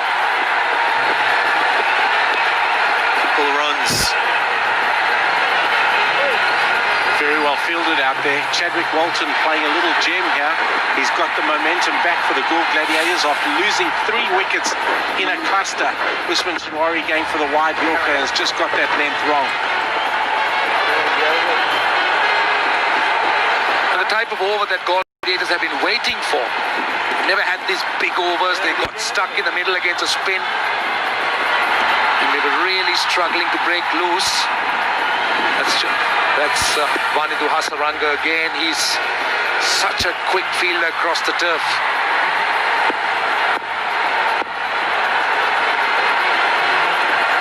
Runs from the over. Chadwick Walton on fire. Clean strike. And goes all the way yet again. Wow, brutal from Walton. 150 comes up. I think he tried to roll his fingers over that one and just got his length totally wrong. This is the over the Galle Gladiators need. This is the little cameo. Deep in the crease again, Chadwick Walton.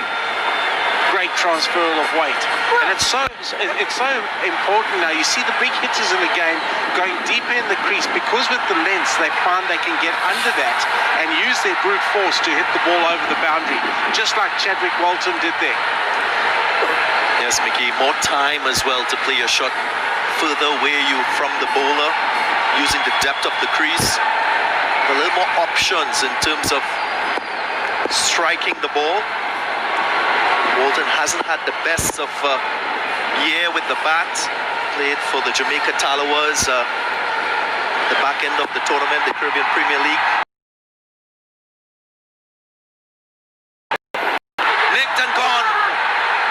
Fuller, wider pace on the ball. Maybe looking for a lot more power than timing. But it's an important wicket, you would say, for the Jaffna Stallions. Absolutely. They wanted to get rid of him quickly, and well, Walton will be kicking himself. Checking the front foot, he's all right. He looks so threatening. Again, going for that delivery, full and wide. And a good catch behind the stumps, and he knows it. He was aiming over mid-off. He was aiming somewhere straight. So 152 for 5. Walton, a quick fire, 31 of 14.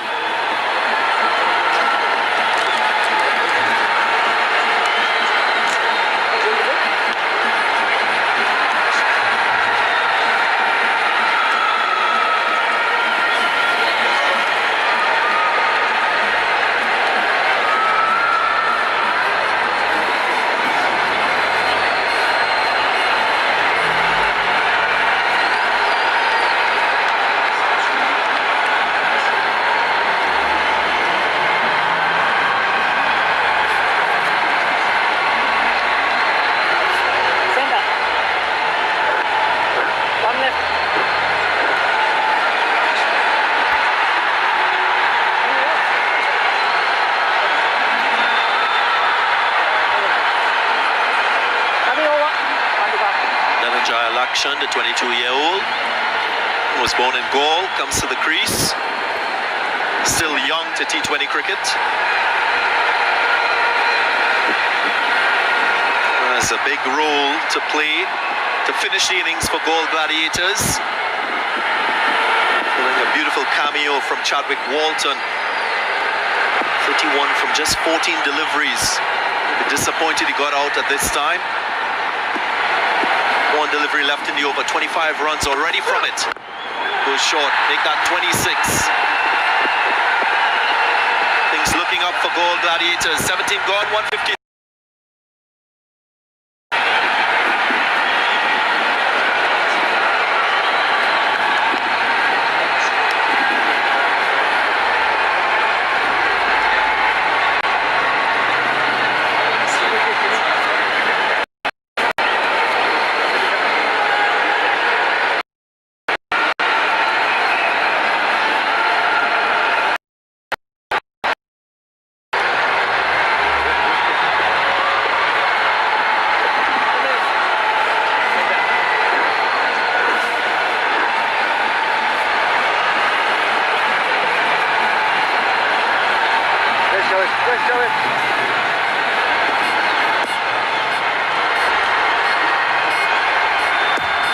This over brings Shoaib Malik his experience.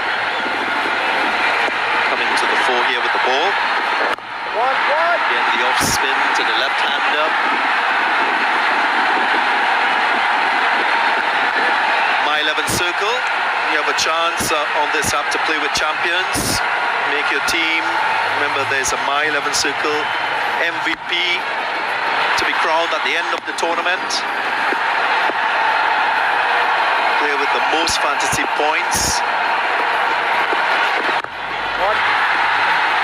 Sweeping time through the offside.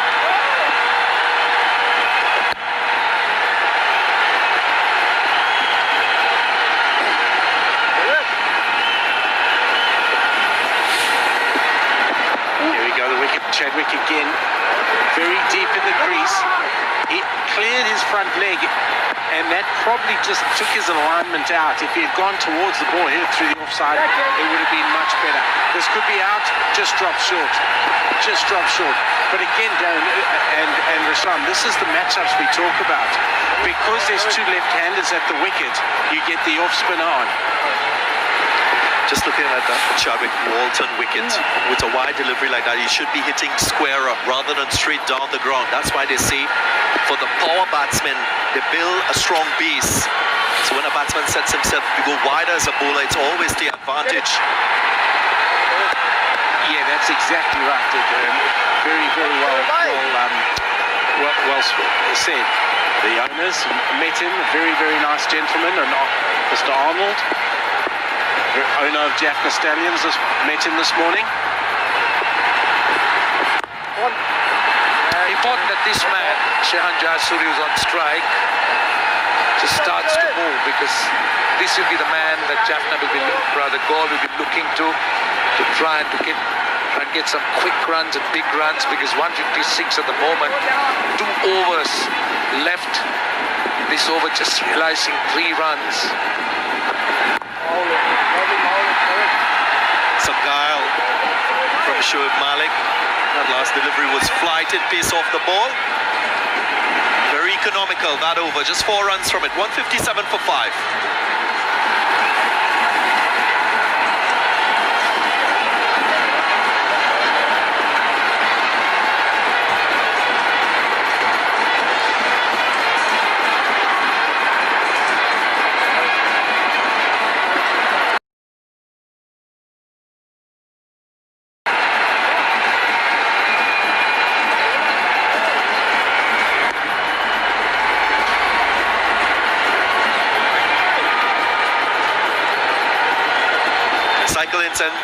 Fair Play Award, an award for the team that displays the best spirit in which the game should be played, will be judged by the umpires and the officials. So teams will need to conduct themselves in the spirit of the game.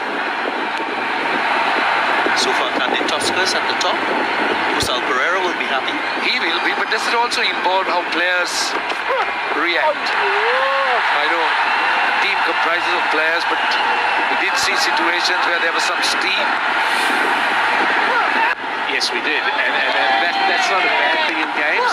You had a little package of Chadwick Walton, deep in the crease, getting his bat through the ball. A lot of good innovation there. Hit the free hit for 6. Beautiful shot. That was just on length. Got his way through the ball. Length too short there by Shinwari. And then the wide one. He was deep in the crease, but he cleared his front leg. And as Darren Ganga said, should have been hitting to hit that ball a lot squarer. This is really important now for Shehan Jayasuri to finish. Mr. Azam Khan, not a happy man there, with Moin Khan next to him in the dugout for the Galle Gladiators. 26 runs were scored in that Shibari over. Already better in this over. 2 dot deliveries. Also the breeze have picked up a lot from where it was. It's really strong cross breeze from about deep mid wicket now to the left hander to about deep point. So Hamadur is quite famous for cross breeze, and this evening in particular, it's really picked up. Change in the field. Third man goes back. Fine leg comes into the 30-yard circle.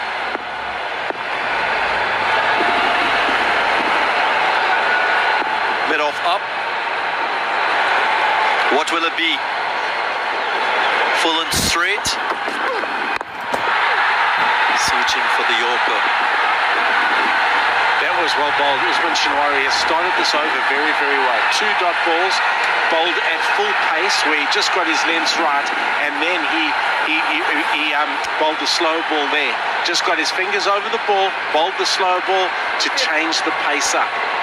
Very well done. He's starting to construct a good over here, and this is a very important one for Galle Gladiators if they want to get to that 175, 180. Looking at the way the Galle Gladiators batsmen were dismissed, Bhanuka Rajapaksa, Dhanushka Gunatilaka, both at critical times when they really couldn't have afforded to get out. And then Chadwick Walton, he was just moving, he was rocking, he was going so quickly. And the Stallions have come back and bowled some really good cheap overs. This over, penalty meant just 3 balls and 1 run only. Lakshan, where can he get a boundary? Goes straight. Nice high elbow. A lot of class in that stroke. Not quite sure it went the distance. The umpires will just check. That was a punch. Very little bat left, but punch, strong forearms. Stood up. Just backed away a bit. And punched it so hard. Also went deep in the crease, as is the norm now for power hitting at the back end, and just got his weight and arms through the ball. That was a very, very good shot from Dhananjaya Lakshan. Well, he's unknown quantity, but shots like that will tell us why he's in this side. At a time when Galle are desperate to win, just bringing in players like this, obviously, it's an indication of the potential he carries. Bowls a little bit of medium pace as well, so we just might see him with the ball.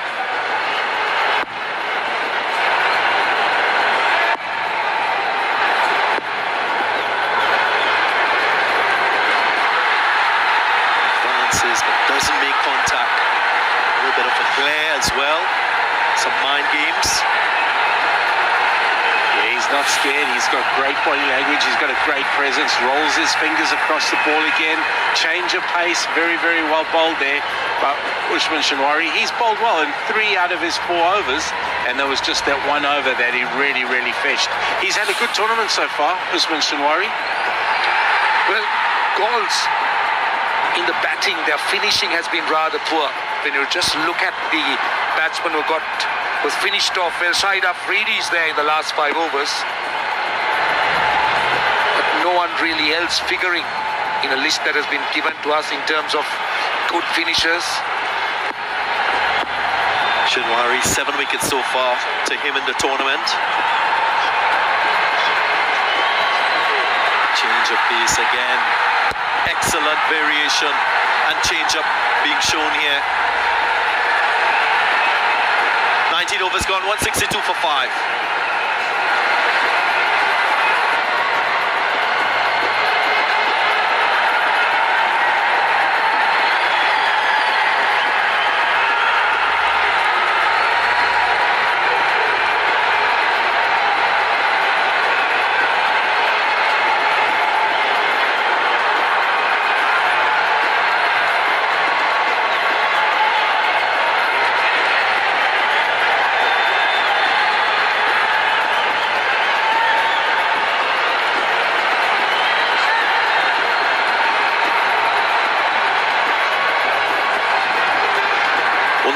Scored off the last 2 overs.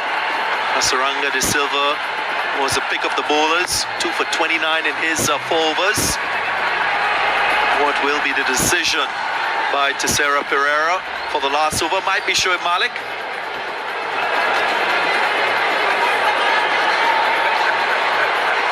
Shoaib Malik, 2 overs, just conceding 9 runs.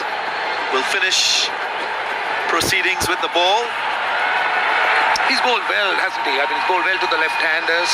Hasn't been easy to score runs off, so Pereira just continuing with him, the vote of confidence. Shehan Jayasuriya has 6 balls to do something special for the Galle Gladiators. Beautiful stumping. That leg was firmly planted. Umpire still going upstairs to double check. This is quite a risk bowling Shoaib Malik in the last over, but he's got a lot of experience. Shoaib Malik. Oh, yeah, the ball's fine. No problem with that. Shihan Jayasuriya missing on his sweep slog. Nothing to report on that. He's safe. Shoaib Malik he's going to change his pace up here. He's got a lot of experience, but it is a massive risk bowling an off spinner in the last over. Jayasuriya's faced 12 deliveries, just 7 runs. Gets a little bit of bat, but thankfully changes the strike. More aggressive Lakshan comes on strike, and he'll be searching for a boundary. Well, on available stats, you'll say that Lakshan is more aggressive, but Shihan Jayasuriya carries the reputation of being an aggressive, hard-hitting batsman. So 8 of 13 is not the kind of a return that he's capable of. He could do much more.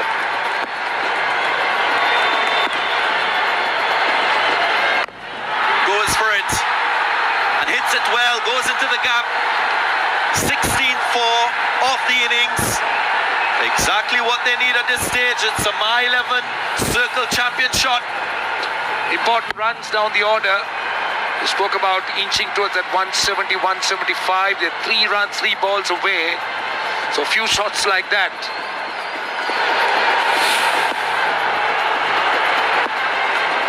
Can he get another? This has been a good inning so far by Lakshan. Without experience, but playing with maturity. Again, should be 2 at least. Gets home. Experienced of Shoaib Malik there, knew that he was going to come down the wicket to him. That ball bowled it a little bit quicker, but Dhananjay Laxon's played well. Shihan Jayasuriya hasn't been able to get it away. Dhananjay Laxon has certainly given a little bit of impetus. They need 175 here, and it gives them something to bowl at.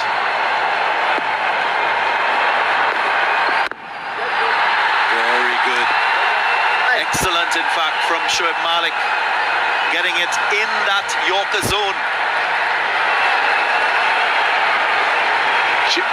Just got his lengths right. Just got his lengths perfect. Will the innings finish on a high? Can they get a boundary? Goal, Gladiators. Full toss again with pace. They run for 1 and will come back for the second. Will be run out as well, so anticlimactic for the Goal Gladiators when you felt they had a chance of getting to 180 when Chadwick Walton was there. They get to 169.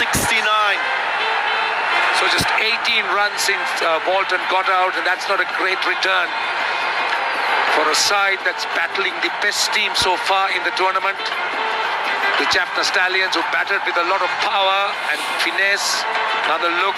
Really struggled against Shoaib Malik. Spoke about his experience, his changes, the trajectory. Run out by a big distance.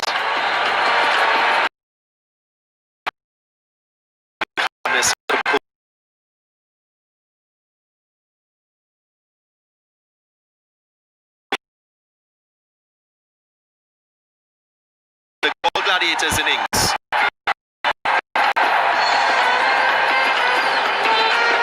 Jaffna Stallions will be pleased with their bowling. Had a bit of an uphill battle with the opening pair. 67 is what they put on, and you felt that 190 was on the cards, but it was not to be. No, it wasn't, and they'll be disappointed. They're probably 10 short of where they should have been. Danushka Gunatilaka, he was good at the top of the order. Dhananjay De Silva opening the bowling. Danushka relying on that width. He ran well behind the wickets, hit very well down the ground, and took toll of anything that allowed him to get his arms and hands through the ball. Timing was exquisite, particularly square of the wicket. So 170 is what Galle has on the board, and they'll need that 2 spinners to be at their A game. Akila Dhananjay and Lakshan Sandakan, they'll have to really come and deliver here. Margin for error is almost 0, considering how strong the Jaffna Stallion batting lineup piece, and that's a look at the Galle Gladiators card. Gunathilaka made 56. He was the one that stood out. And of course, look at what Walton did, 31 of 14. The rest really didn't flow enough. In terms of the bowling, Hasaranga was the best, 2 for 29. Shinwari was a bit excessive, picked up a wicket. Dhananjaya De Silva, a wicket to him, and Suranga Lakmal as well with a wicket.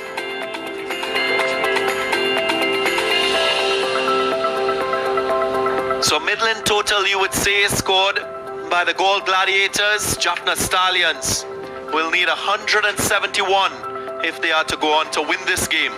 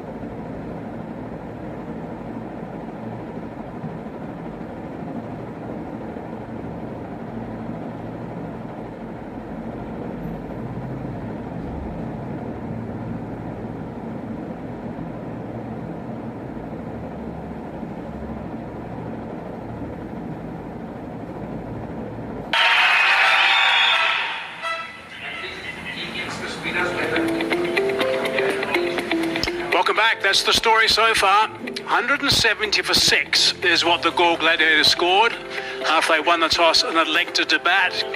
Gunathilaka's 56 44. He was the chief scorer, but it could have been a better performance, really. These are the highlights of the performance. I think that they got a really good start. Amir Sahala's alongside me as well. This start was impressive, Amir. It was promising as well. Both the openers openers featuring in a partnership, that left-hand, right-hand combination going for them. Hassan Ali getting his first kick, and he was looking good, but this guy is an exception, the way he bats. Gunatilke. He's always control of things when he's out there in the middle. That was nicely held. Srilanka took that catch. The first wicket going down was 67 on the board, and then the big fella arrived. Azam Khan, yes, he arrived, and a couple of big blows playing his natural game. And at this stage, it looked like they were going to go and get somewhere around the 190 mark. But unfortunately, hit one straight down the throat, and 110 for 2. Soon after that, Rajapaksa went 114 for 3. And then the big wicket, the wicket that they wanted. The Galle Gladiators, that was it. Gunatilke gone for 56 off 44 balls. And Chavik Walton came out and enjoyed himself. A couple of lusty blows, didn't last very long. 31 off 14 deliveries. So it was a good little cameo. 1 4 and 3 6s. And some of these shots were quite exceptional. And unfortunately, Nick one behind as far as the Gladiators are concerned. 152 for 5 when he departed. And Jay Syria then at the end. And at this stage, I think they just let themselves down a little bit. And the run out right at the very end, getting the total of 170 for 6. That's what is required by the the Jaffna Stallions, my mistake. That was posted by the Galle Gladiators. Stallions need 171 off 20 overs, and as you can see, the conditions are really good here in Hambantota. Here we go. What do you think that total was short by, Amir? I think when you lose too many wickets in the middle overs, it's always going to stymie the progress of the innings. And the opposition, they don't allow to get that momentum once again.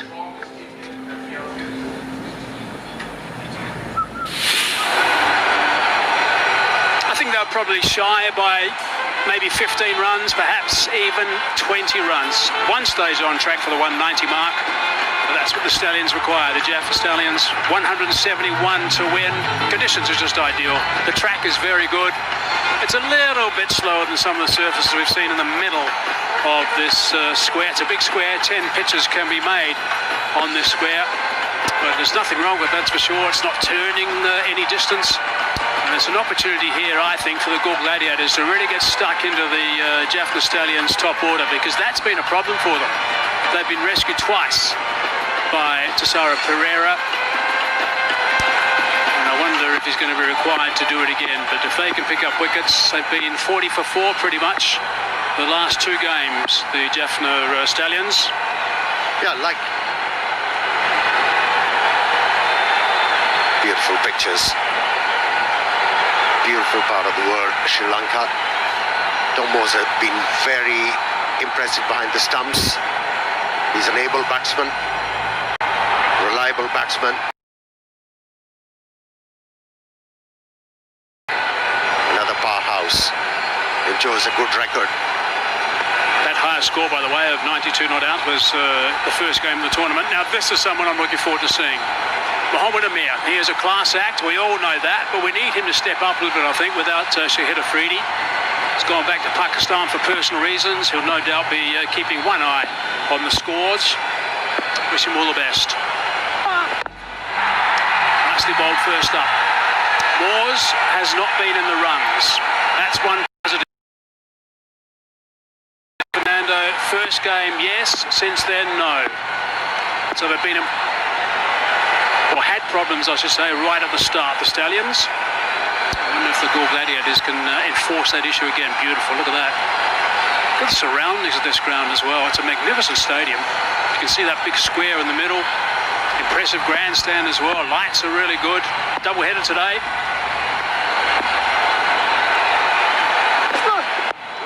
There's an edge. Third man into play. Well, Mohammed Amir has to step up. He has to realise that, yes, everything clicks for Jaffna Stallions. But when it comes to top order batting, it has been their Achilles heel. And if they could pick up a couple of wickets with the new ball, they might be in for a chance here. Also feel that Akila Dhananjaya and Lakshman Sandakan, they'll have to really be doing their best. They'll have to really employ their A game here. Because the bowling attack is not the strongest. He was very excited.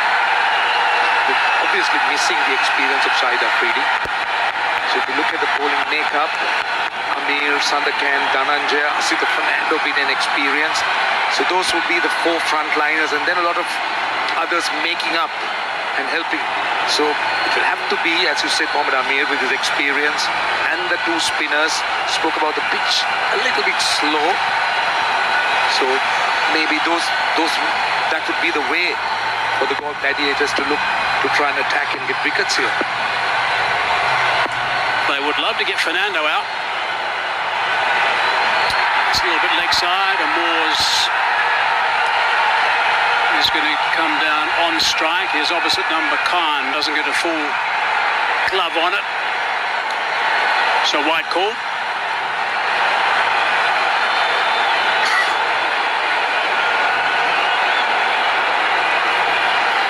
The other thing will be that they'll have to watch every extra wides, whose buys down the leg side. They're not talking of a big score. 170s under the circumstances have generally been chased down by the Gladiators or the Stallions in the past. It's the lowest score batting first, 170. Man that they'll really be after would be Thisara Pereira, because he's rescued the Stallions, been reduced to some difficult moments. Another look. This was the one that Amir was very excited. Here's my spotter in the stand. I'm just going to elaborate on that again, because I think that's the way he appealed. He thought it was definitely out, Mohammad Amir. He thought it was definitely out. Now, let's not forget that he's in his follow-through. His head's bobbing all over the place. It's very hard for a bowler to tell what line it is, where it pitched in particular.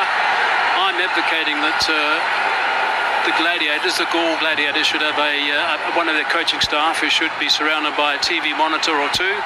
And he can look at a replay or 2 and then tell the coach whether he wants to challenge the decision. That's the moment, by the way. At the moment. I reckon that'll be a way to go and a way to also get the correct results. It's a good start. 4 runs only from the first over. 4 for none.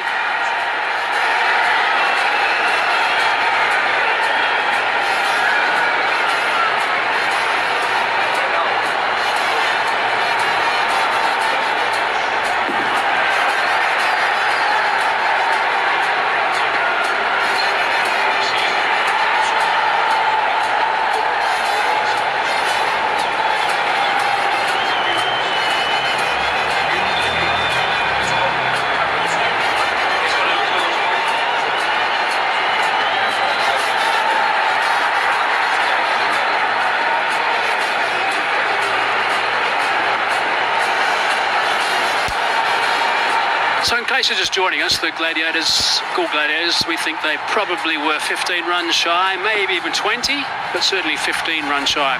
So they got to the 185 mark. But the Stallions, Jaffna, the Jaffna Stallions, had a good time of it in the top order. They want to correct that today. Jay Syria is going to be bowling the second over. Only 2 men allowed outside the circle in the power play. It's a challenge for a spinner to bowl inside the power play.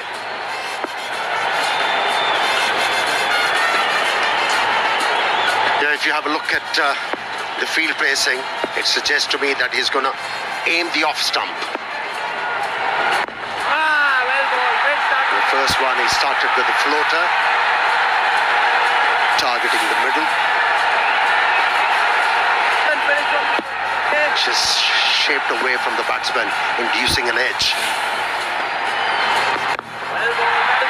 Didn't really spin the ball that much, Jayasuriya, but he fires the ball in. Finds good angles, particularly the outside. Looks to strike the pad a lot.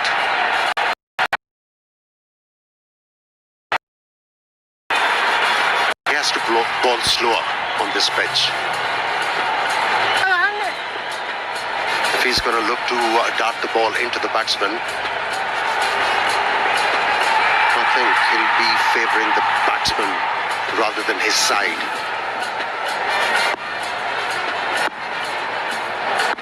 Tom Moores is too good a player, I think, to miss out again. Oh, he's got that through. That's an unforced error. That's a boundary. That'll help his cause. Poor Off the fielding. mark with a boundary. That's my 11th circle champion shot. I'm afraid not champion fielding. That short fine leg. This will bring a lot of pressure on the bowler. Come on, what have you done? Wonder if there's any connection in the ball. Was quite excited by that. It was too close to cut.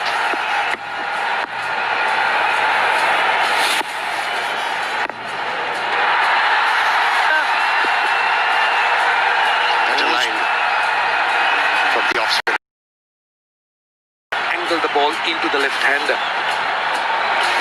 Goes back over the wicket to the right-hander. Spoke about the fact that he doesn't really spin, but tends to fire it in. We've been wondering whether there was an edge that time, but there wasn't any. If 7 runs off that over, it's 11 without loss, 2 overs completed.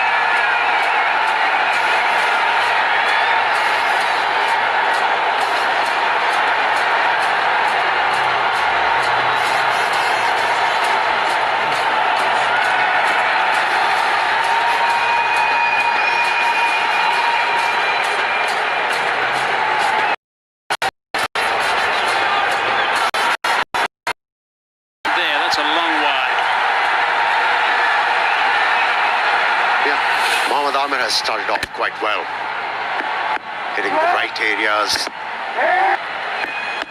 He managed to keep the batsman quiet.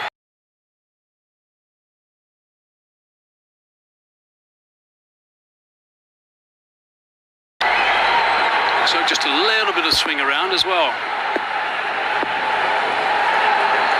Slip in position, fine leg inside the circle. This is Jaffna Stallions have been terrific up until now. They've had their problems, we've talked about that, but they've recovered. That's what good teams do. Good teams win the tough games and win hard.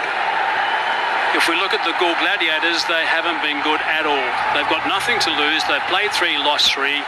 They've played with a lot of freedom with the bat, I think, for the first 15 overs, and then it fell apart a little bit. Got to make sure they strike and strike early.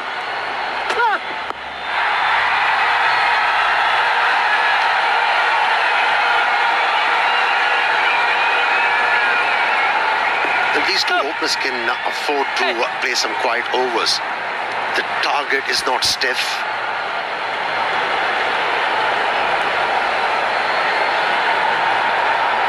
Beautiful pictures.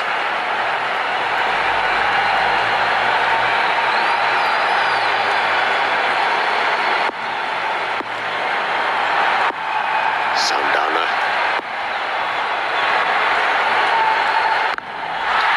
Picked up superbly. That is a magnificent stroke. That just flecked off the hip, really. He played that stroke from a squat position. He went really down and then managed to hit the ball in the air. Kept sailing over the fence. This one should give Oveshka a lot of confidence. Off his hips, they say. Loves pace of the ball. Enjoys fast bowling. Mohammad Amir has looked at the pace of the ball most of the time. Oveshka a lot of confidence. Off his hips, they say. Loves pace of the ball. Enjoys fast bowling. Mohammad Amir has looked at the pace of the ball most of the time to Avishka Fernando, even that last delivery. Just a little eyeball there from Mohammad Amir as well. A little eyeball to Fernando as he ran past him.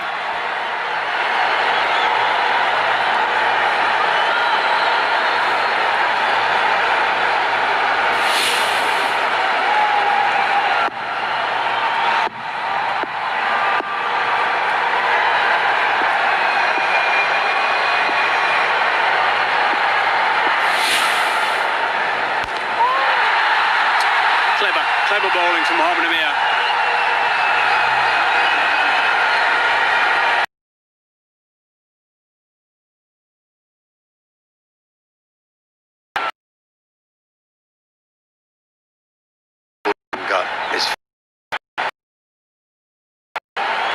The batsman was early into the stroke, inside edged it.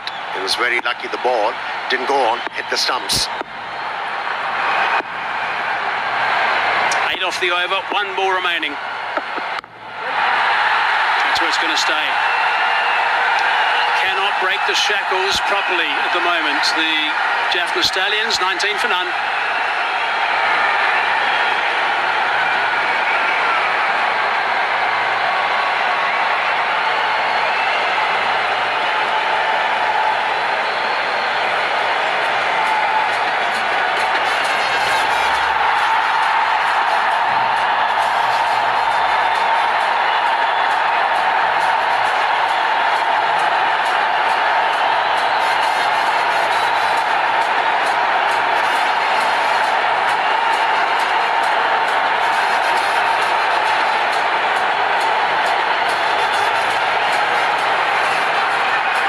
It's early. It's also windy, but there's nothing in this game at the moment. Advancing, full toss. Caught and put it away. Should have done better than that. Gaule's challenge will be to try and make up the last 2 overs or the last 2 bowling overs. That's the 8 between those 2 because they need to bowl 5. They have 3 really good wicket-taking frontline bowlers, Amir, Sandakan and also Akila Dhananjaya. Be hoping that the likes of Lakshan Sandakan that carries a lot of mystery into his bowling and Akila Dhananjaya would be able to stifle this Jaffna Stallion batting. They got Jayasuriya, they got Asita Fernando. That's it! That's better. That's over the ropes. That's gone for 6. They've got to take full toll of the power play. Only 2 men out. They've got to go big occasionally. You spoke about the importance of looking to bowl slower. I mean, that ball was 91 Ks. It was fired in and, was just used the pace, the slog sweep safely over that fieldsman at mid-wicket.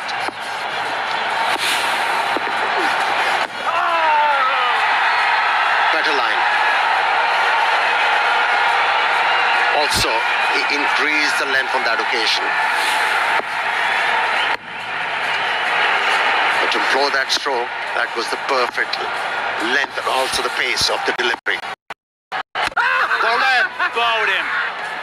Slow delivery, working for Jayasuriya. Here, it was a good 5 kilometers slower, completely baffled him. And again from wide of the crease, no real turn, just went through. That's the wicket they wanted. Tom Moores won't want to see that replay. That just went straight through him, really. His run, unfortunately, continues. Gone for 11, 26 for 1.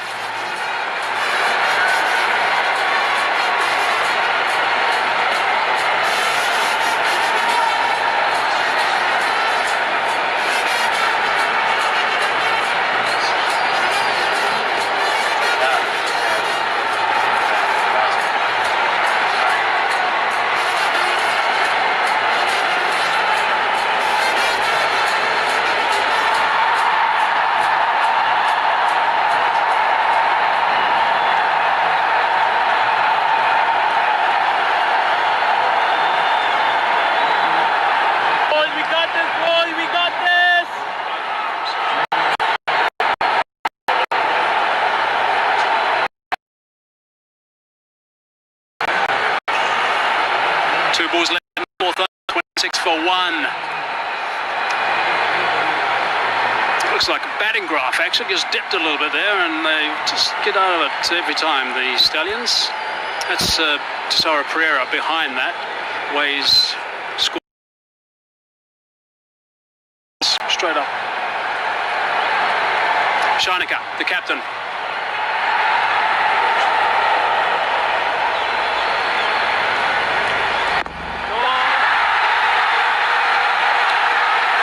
Barnica, my mistake. Vinod Bhanuka. Spoken about his wicket-keeping skills, but this is Tom Moores. He had really no skills to face that. Completely done. Held back a bit. Just the ball holding its line, no spin. Just burst through those defenses. So 4 overs completed, 28 for 1.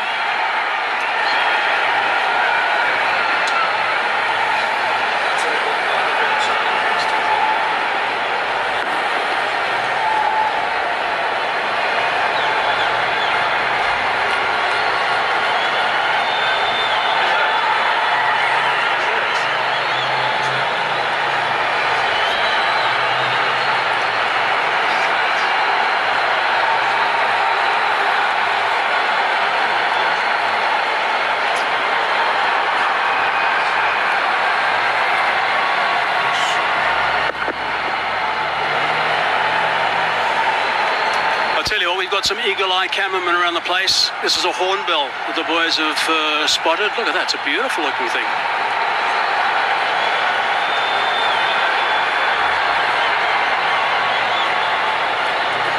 Disappeared from the camera. To just see his head, I think.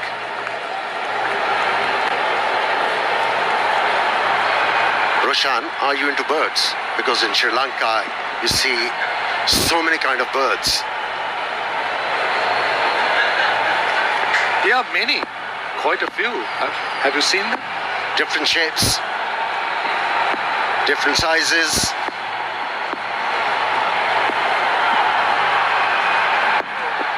But if you really want to know about birds, the man to go is Russell Arnold. He's so good with them. He's got a really good idea about these birds and able to identify them, and he'll tell you. Red Bull gives you wings.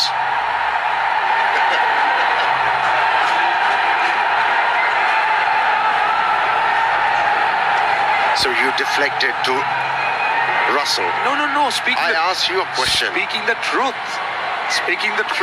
I mean, if you want to know about birds, that's the best man. Beautiful, look at him go. There she goes. Is it the same one, I wonder? Moved again to another tree. The hornbill. Single.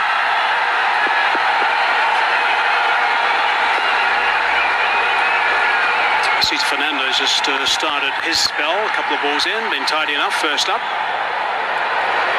He's one of the frontline seamers.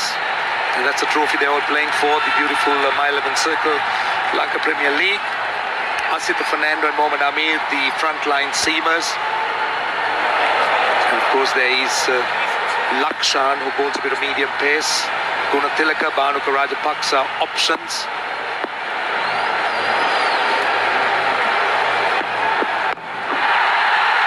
Whipped away, that's nicely played. They needed that. Runs have started to dry up a little bit. Slower ball, put away easily. The line was okay. He just erred with his length on that occasion, and that was more than enough. When you're executing those slow deliveries, back on the hand deliveries, you've got to be precise with your line and length. If not, you'll be punished. That's an art, isn't it? You need to perfect it. We've seen some real champions who know exactly to bowl at will, the lengths they bowl. Some of the deliveries, those back of the hand deliveries that are so difficult to control and get those lines and lengths. A little bit leg side, no run there. I want to go back to the previous ball. Why bowl that? First two deliveries were very tidy, just a single each. Why suddenly bring something else to the game? It's just following the trends, isn't it? At times, bowlers that do, they think they are compelled to show off their variations. You know, like I said before, you have to show control. If you're not in control, the batsman will control you. Things are going nicely. I would just continue with what you're doing until you really have to try something differently. That's high in the air. I think it's going to be safe. It is going to be safe. It's a very good shot indeed. It's a My 11 Circle champion shot. Just a bit of inside out for Vishka Fernando. Gave him just that little bit of room. Extra pace on the ball, that was 138. Gave himself room, clearing that front leg. And eventually, Fay over mid-off. Yeah, every time as a bowler you get hit for a boundary, you have to compensate for your line of length. And the batsman can control you from there on. You become predictable. 3 4s and a couple of 6s, that's all so far, with 2 men out. That's not enough boundaries as far as I'm concerned from the Jaffna Stallions at the moment. 5 overs gone, 38 for 1.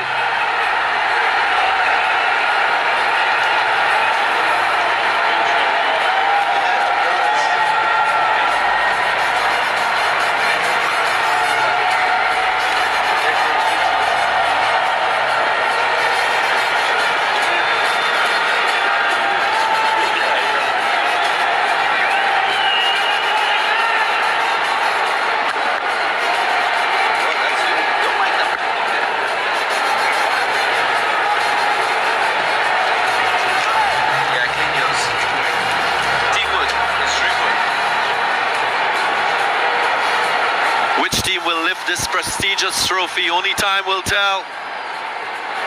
Is it going to be one of the 2 teams on show right now? Or will it be one of the others?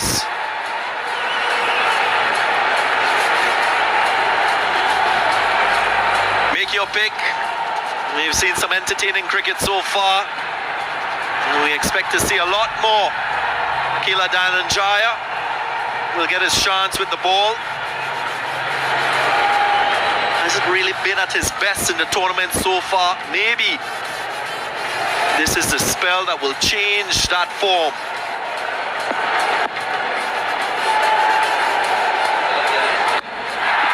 Swept away.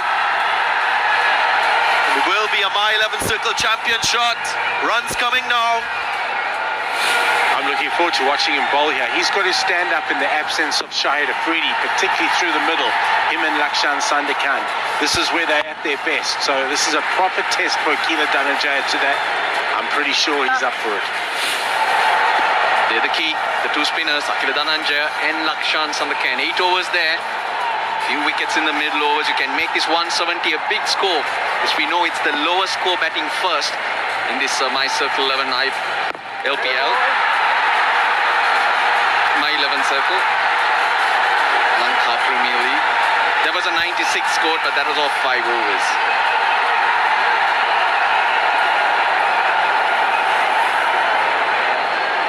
Jaffna Stallions. Another full hit down the ground. And this is controlled aggression. 1 bounce into the boundary line. Yeah, you got to commit to those shots. That's been the problem in the Jaffna Stallions top order. Tom Moores and Bhanuka, Vinod Bhanuka have been swapped. What he set free. At the time, he got dismissed from a bowling point of view as well as a batting point of view.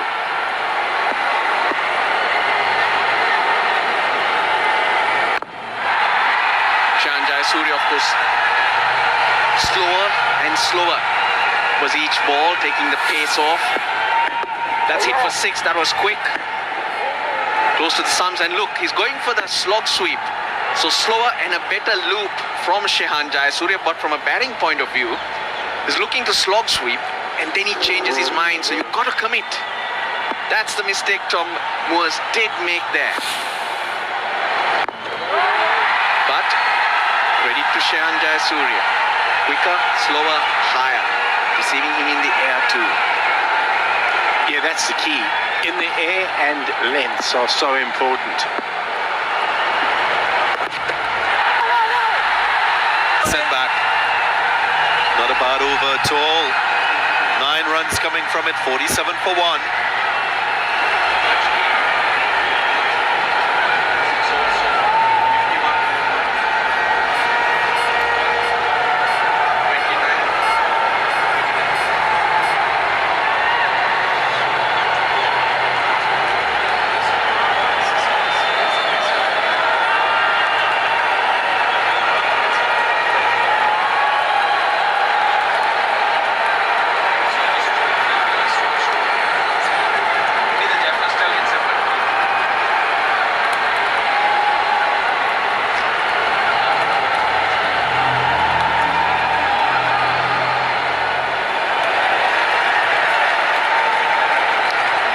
Fernando had that one over where he conceded 10 runs. I know we've been talking a lot about the spinners on show. Hasaranga De Silva was quite good in the first innings when he picked up 2 for 29 in his 4 overs. Just saw Dhananjaya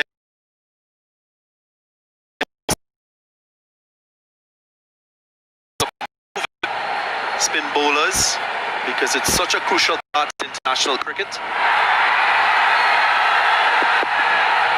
I know Mike Haseman spoke about his subtle variations in terms of his wrong on and his conventional leg break.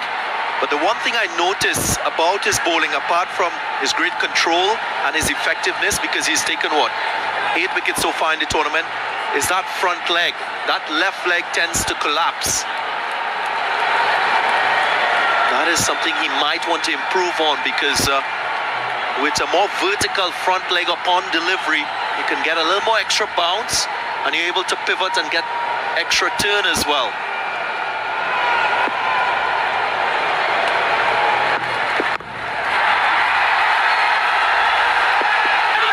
Brings up the 50.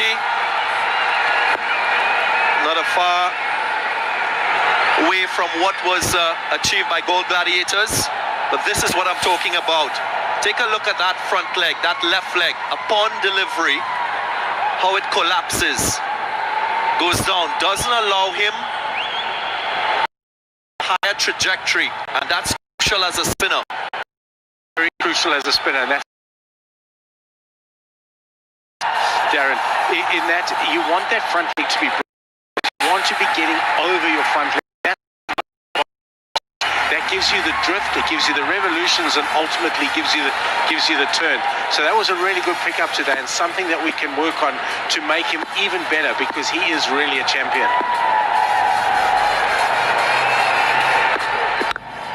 So you would look to make him better, because he's going really well. He's got great control, the variations. Batsmen are not able to pick him up, and he is contributing. Do you look to make a change at this stage, dude? It could be the trick in his bowling action, the difference that batsmen are not picking him up. No, well, I think so, because fundamentally you want to be making your players better all the time. So he's been outstanding, but it's just look how low that front leg is, which doesn't force his weight over the front. You look at the Shane Warnes, the good leg spin bowlers have all got a very braced front leg at point of delivery. So that's something that we can work on with him.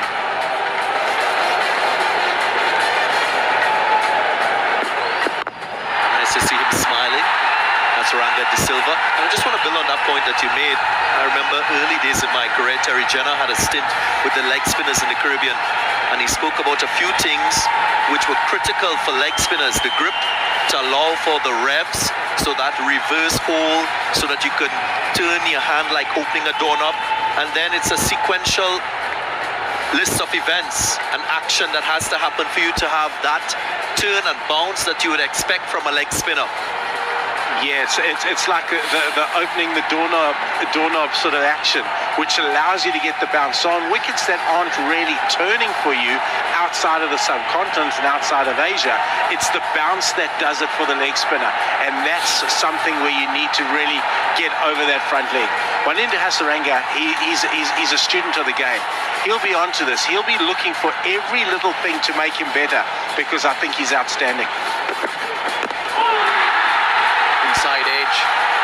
Conservative start once again from the Jaffna Stallions.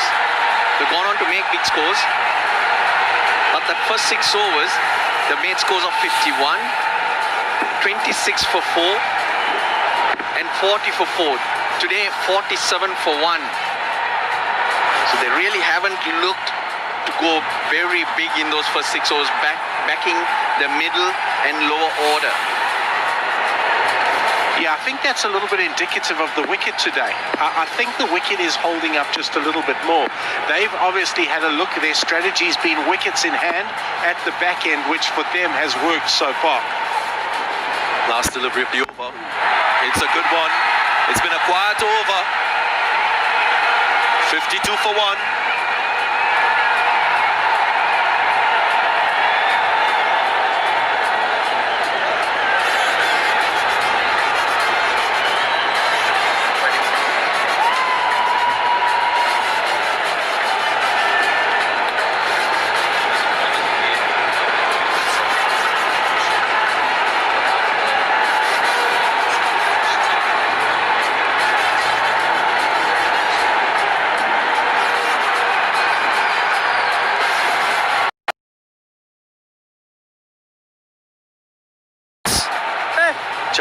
Stallions 52 for 1 at the moment. 119 more required from 78 deliveries. 9 off his first over. Akila Dhananjay has got more protection in the deep now. Catch it! Just short this time. Avishka Fernando had that fine innings early up when he led Jaffna Stallions to a win. He should be in your My 11 Circle fantasy team. If you haven't selected him, might be missing an opportunity to gain points. Yeah, made 92. That was also against the Galle Gladiators when they were chasing 175. He started off a little quicker today, though. He was 10 off 20 in that innings. Right, today he's off to 22 off 20. Now he's 24 off 20. Yeah, really good, and I think that's the hallmark. He now trusts his game enough to give himself an opportunity when he gets in.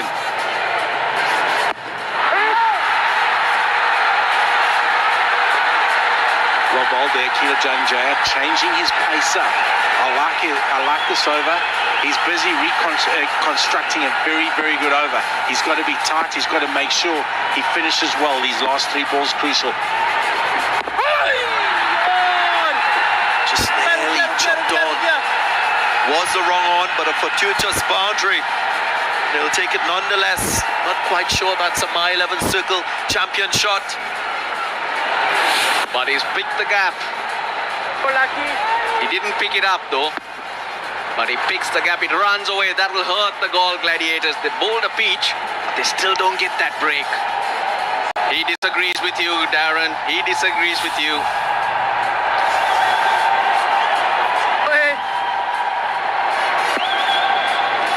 Changing his speeds up, Akila Dhananjay. Bowling beautifully. He's a little bit on this pitch. You've got to look for it. We keep saying, Akila Dhananjay, Laksan, Sandakan, they will be key.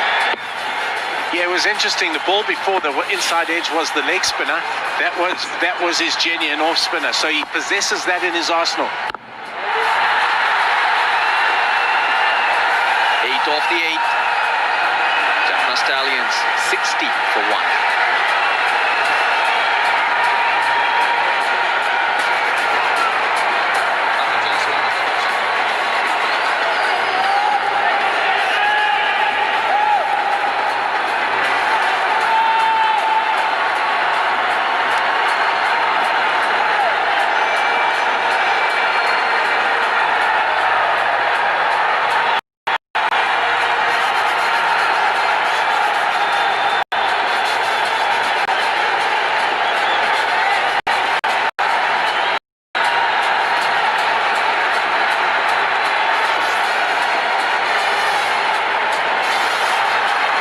So far so good in this run chase. Jaffna Stallions requiring 9.25 runs per over here on in. Fairly deep batting lineup. You think of Shoaib Malik and the form we've seen from the captain of this Jaffna Stallions team, Sarah Pereira. Sitting quite pretty at the moment. Yeah, they are. They just pulled in.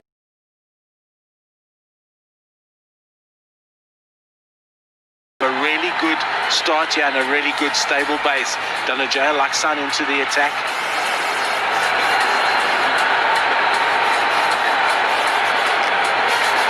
Played some wonderful shots when he came out to bat. Dhananjay Laksan. Bit of a cameo. 14. Oh, Roshan would be busy. Roshan would be very, very busy.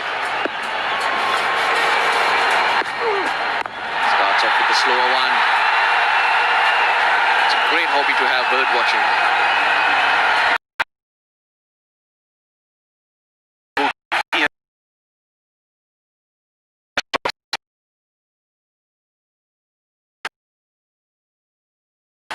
The field tells you he's going to bowl a lot of slower balls.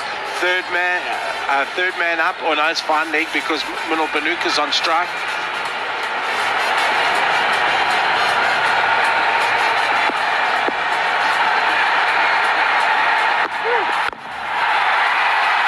adjusts the length at the last moment. So the batsman advancing. And that's the key thing for bowlers in T20 cricket. You've got to keep your eyes on the batsman as well, or your peripheral vision, as they say.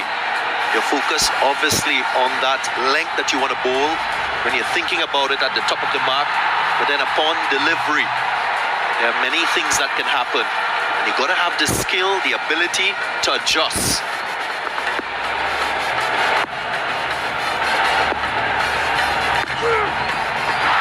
Slow ball, back of the hand. And that's a good change-up. And the confidence of the young man. This is his first game. He's just running in and bringing out a lot of different deliveries. That's not an easy one to bowl. The back of the hand, great control. Bowled wider, intentionally forcing Avishka Fernando to try and fetch it. And again, what's also important about those deliveries is the length. It's not in the slot, it's not very short, that allows the batsman to have a free hit square of the wicket.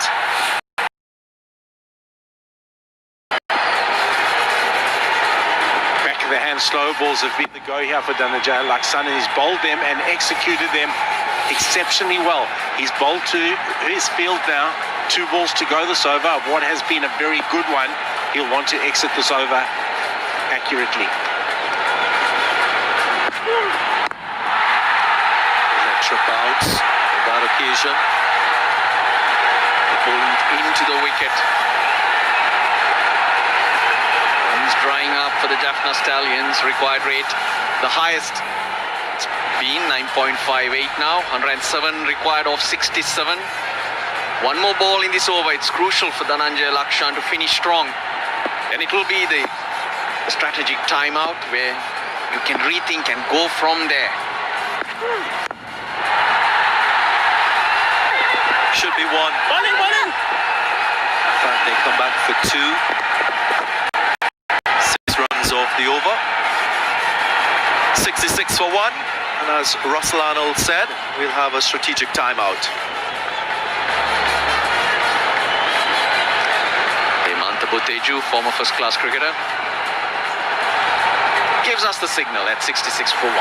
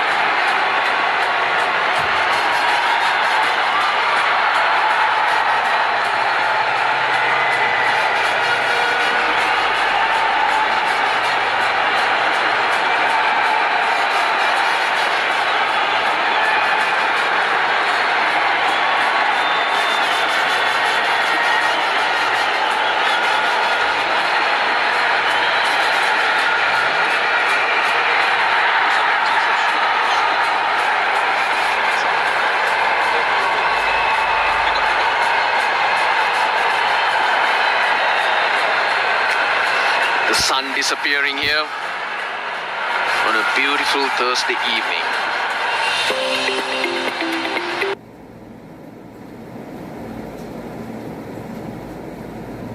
And admire. Soak it all in.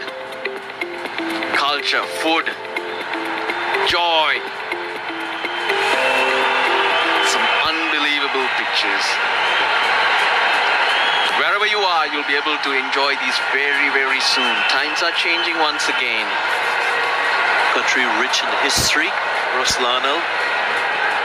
Portuguese influence, Dutch and British influences shaping the beautiful country of Sri Lanka. 2 overs for Akila Dhananjaya. Now it's Lakshan Sandakan.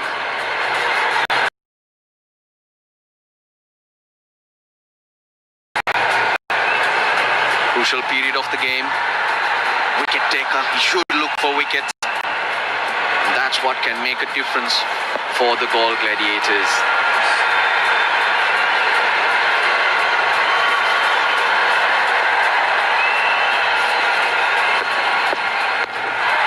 Left arm wrist spinner.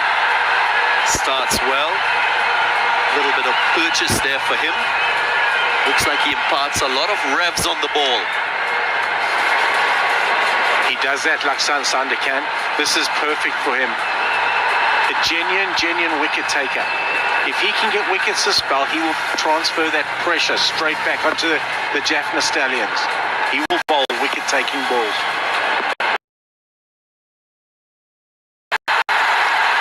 Good early call. Vinod Bhanu is key here for the Jaffna Stallions though. 19 of 14, looking a lot better today.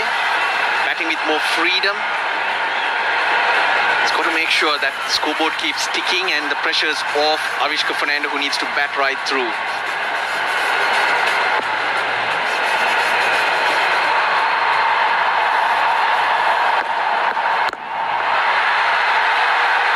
Nice shot. Clean striking. Gets a 6. There's someone listening to me. That's Vinod Bhanukar. It's out of here. That relieves the pressure. That puts pressure on Lakshan Sandakan. That's exactly what you need to do. Pace that innings proper. Got to make good decisions. Win a moment, he does. I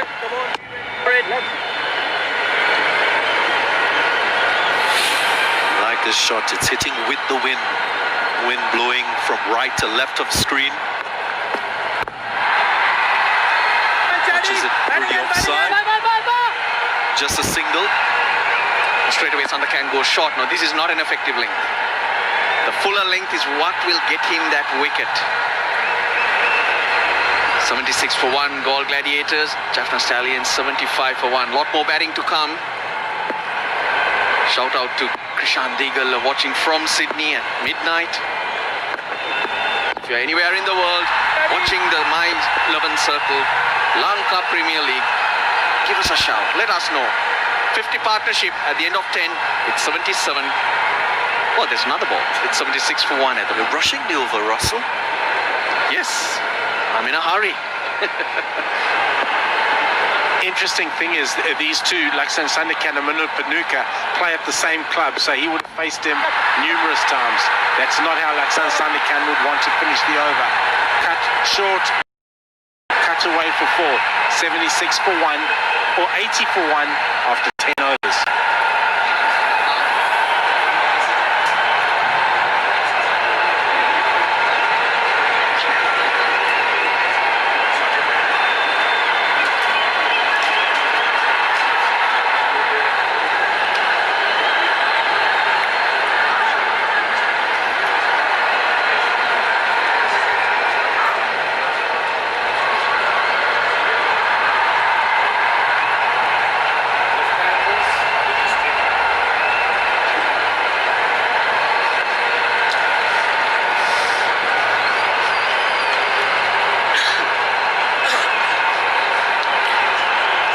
Expensive first over by Sandakant.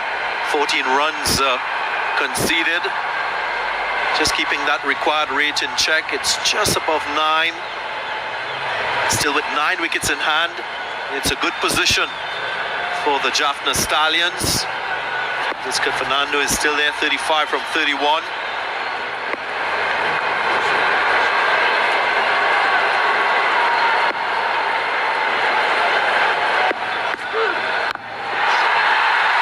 Picks it up nicely. That's a good shot. He's measured this bowler, Lakshan, and gets another 6. Well, slow delivery. Not landing on the right length. And had to go that way. That's a My 11 Circle champion fan celebrating his victory. Enjoying this match on his phone, and you can do that as well on the My 11 Circle app. That's a wide. Udaranje Lakshan has been looking to mix it up. Started off with a slower delivery. And there you are, you could see, just look at the way the ups and downs in pace. And generally, he's not express in pace, he looks to try and vary. But as far as the Jaffna Stallions are concerned, it's a polished effort. They've done a brilliant job. Look at the way they attack the bowling. They realized that Lakshan Sandakan would be a threat. Another look. That was the quickish delivery. Going for that wide half volley, and they straight away took to him. One thing that's quite apparent is that they have a very good game plan. The Jaffna Stallions, they know exactly what they're doing. They've worked very well as a team. Really good result. Another boundary in the over. Loves hitting the ball in the air. Avishka. Watching the ball very closely. Saw that was a C-mark delivery and decided it's going to go over extra. My 11 Circle champion shot. Already 11 runs of 4 deliveries. So this will be yet another big over for the Stallions. Yeah, when to talk about Jaffna, their top order was not responding well. But in this game, since the target set by the opposition wasn't stiff, so went out there with the right ideas, just got their bearing, played few dot deliveries. Every batsman tried to get set on the pitch, and eventually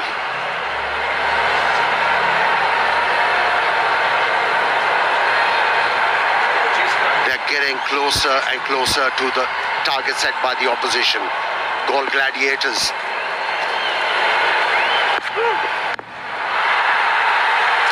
Singleton's a strike over.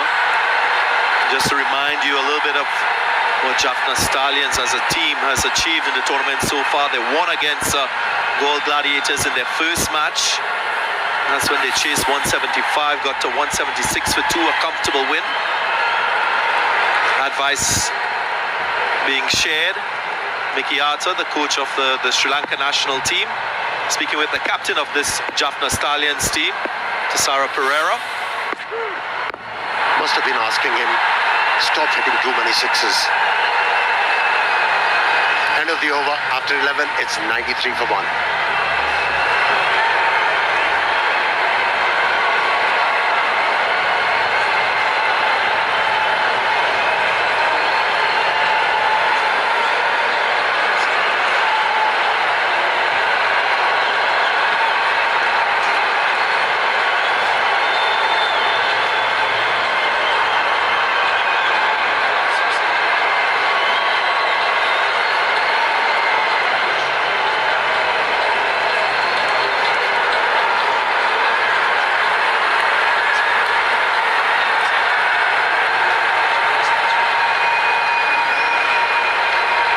Visca Fernando eyeing up another half century in the tournament.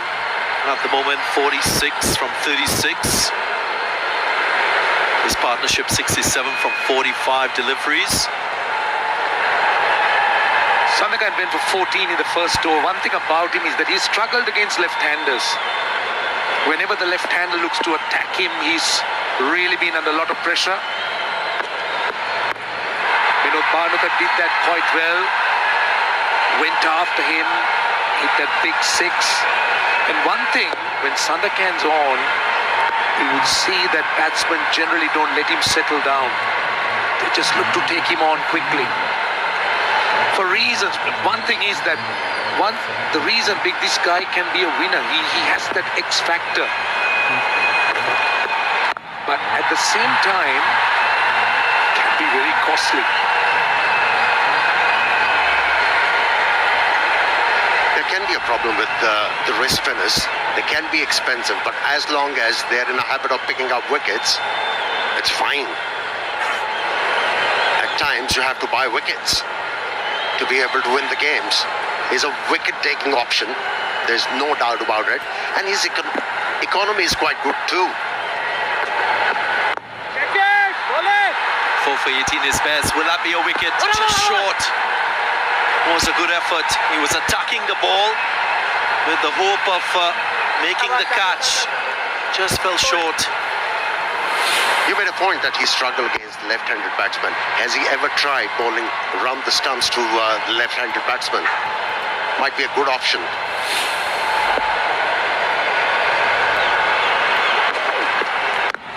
Just getting back on that record of Sandakan. Just 7 point something per over, which is very decent in his T20 career. He's got over 50 wickets.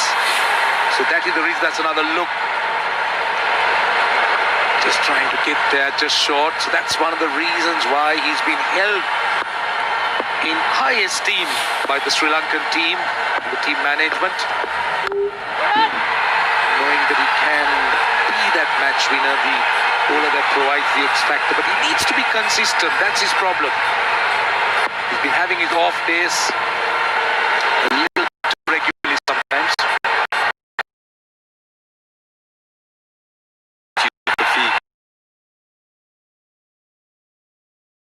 Turn on offer. 6 runs from the over, 99 for 1 now.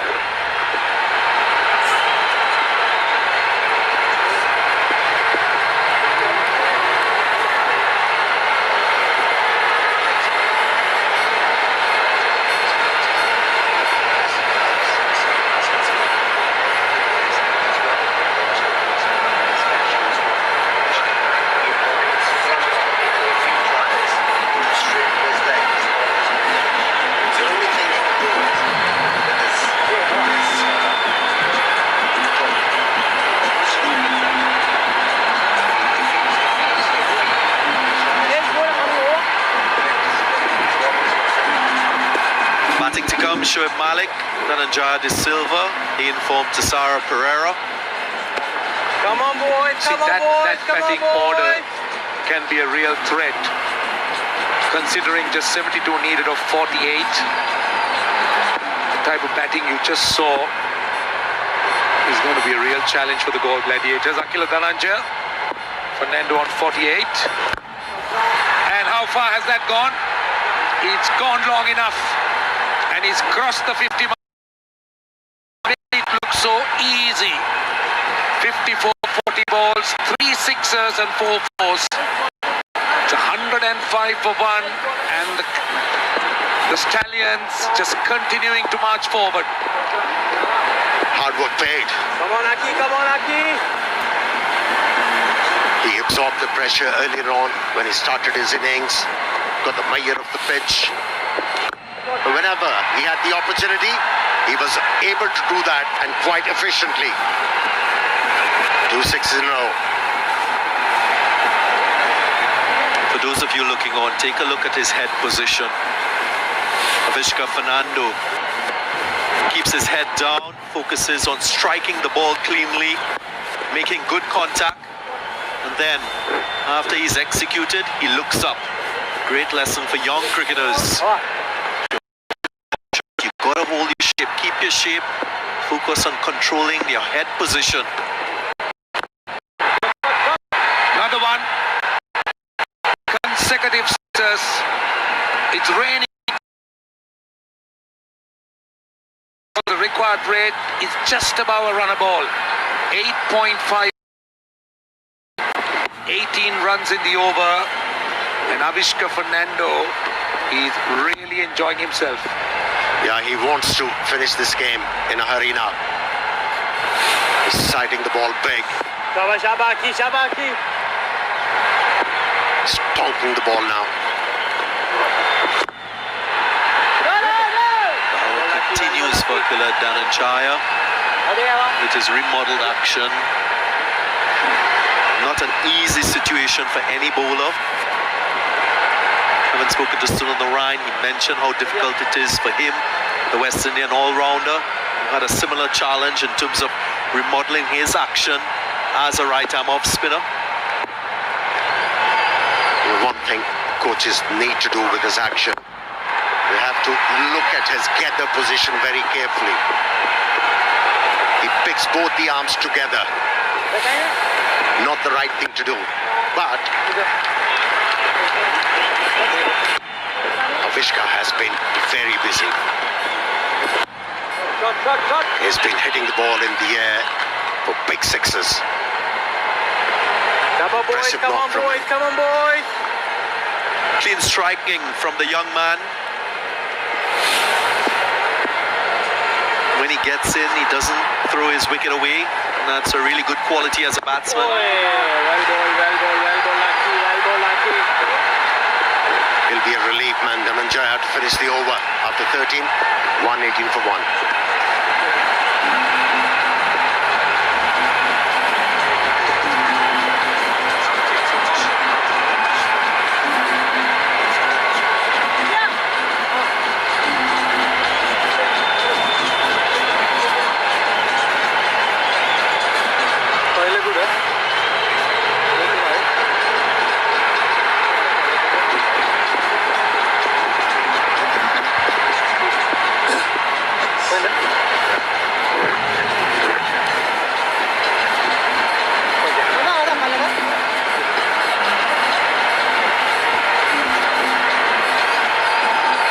Runs coming from the 13th over, the most expensive of the innings so far.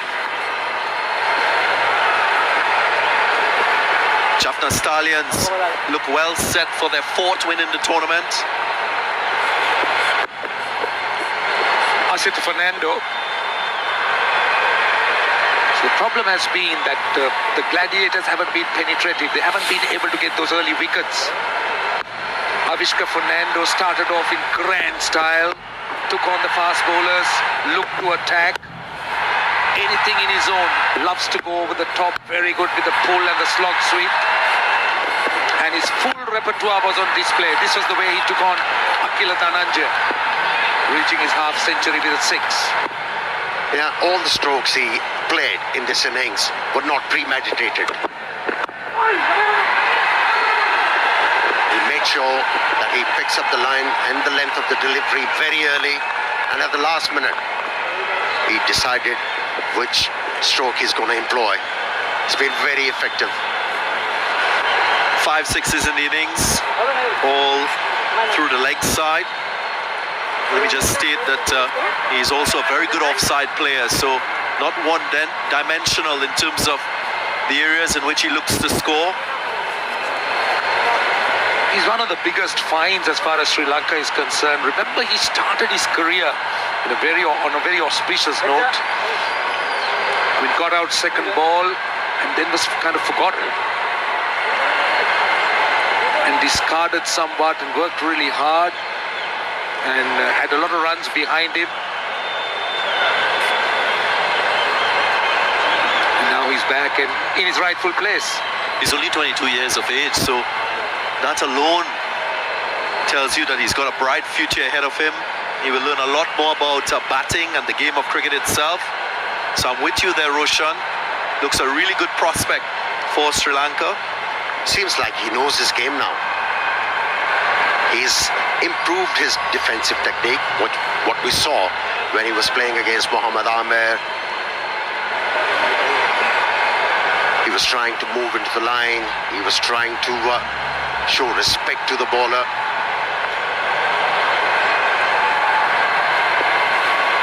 Once he knew he's moving well in the crease, everything is in sync.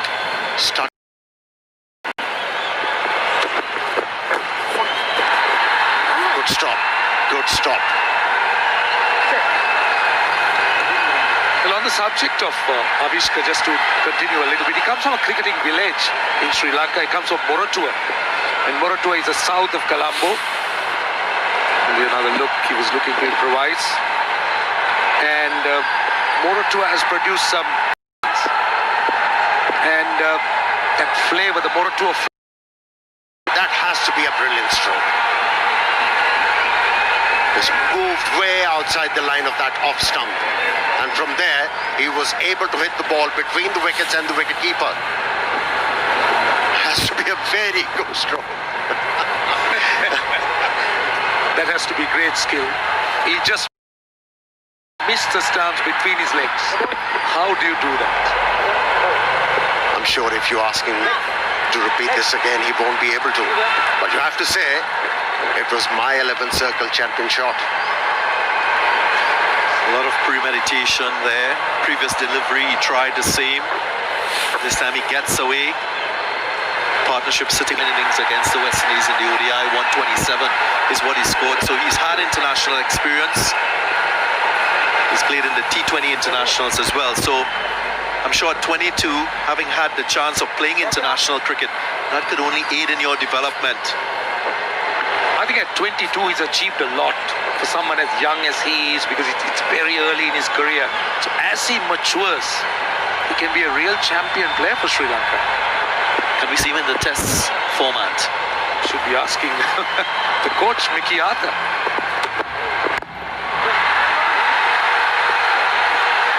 It's through the offside. I spoke about his offside play being just as good as his onside play. That's when you know he's a quality player. Gives himself a lot of options as a batsman. You're telling me one more question? He's got a nice setup. A balanced stance.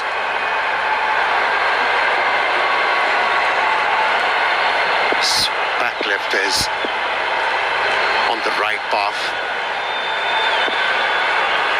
And from there on, he can generate lots of bat speed. That's taken. That was in the air. It was a well-judged catch. Partnership broken. 99 is what it achieved. Just picked the fielder. Was a full toss, should have been dispatched. But he loses his wicket and the breakthrough comes. Has it come too late for the Galle Gladiators? That's the question. Out for 40. It is 125 for 2.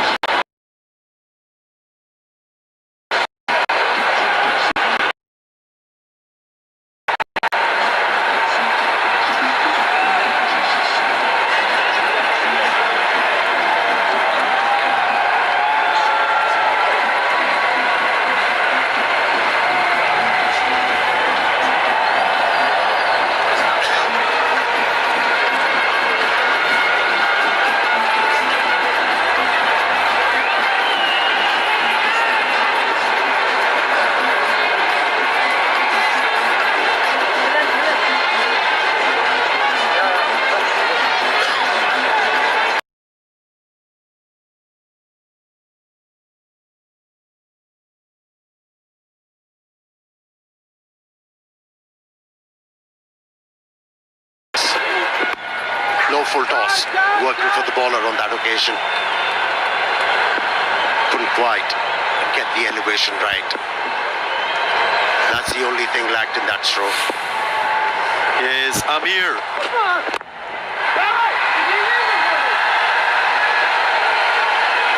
Gladiators need wickets, so Amir's been used to the wicket-taking option. He comes in, he's got 2 overs left. 5 sixes for Avishka Fernando. Started off against Amir and then took on the spinners. He's going over mid-wicket, loves to go over long on. Ganga was talking about his still head and the way the execution was, how strong he is through that offside field. And he's shown us why he's thought of so highly. See, every time he looks to hit the ball in the air, he bends his back leg, which allows him to hit the ball with extreme power. That's quite noticeable.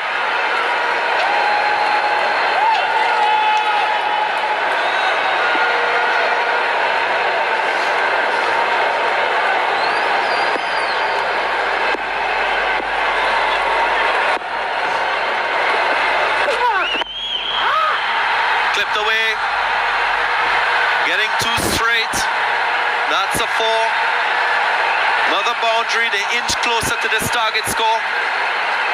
You can't earn in your line of lengths against the set batsman. He did, Mohammad Ahmed, and had to pay the price. Short fine leg inside the circle. That's asking for trouble. Full and just outside the leg stump. All you need was a fine tickle. Just 42 of 33. 8 wickets standing. Fine leg inside the circle. That's asking for trouble. Full and just outside the leg stump. All you need was a fine tickle. Just 42 of 33. 8 wickets standing.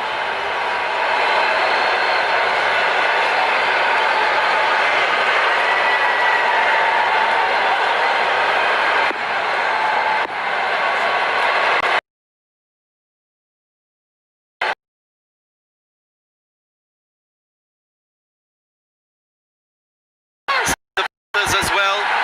There was a bit of footwork, but couldn't prevent the boundary. Where was the dive?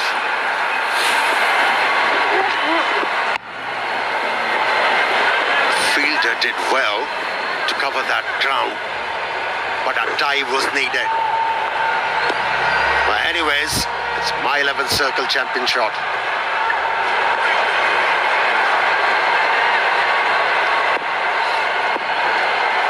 Consecutive 4s. Mohammad Amir can't believe what he saw. Expected a better effort.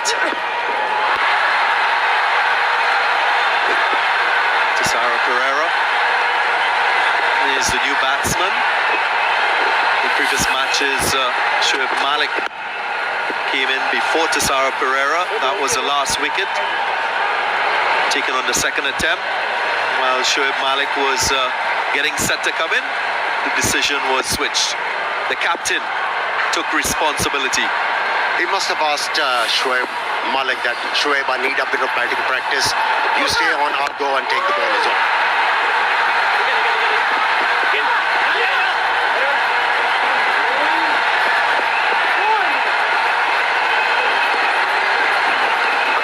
From the over, make that 10, 135 for 2.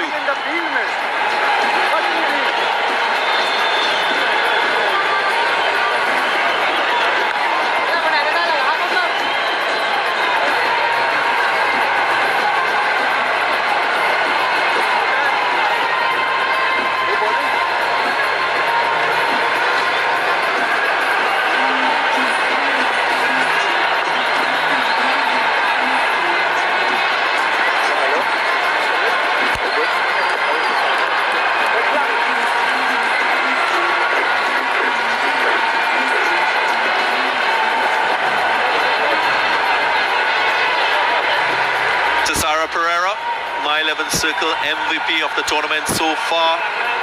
We spoke about his form, 2 half centuries to his name, an unbeaten 97, then a 68 from 28 in the last match. Here he is.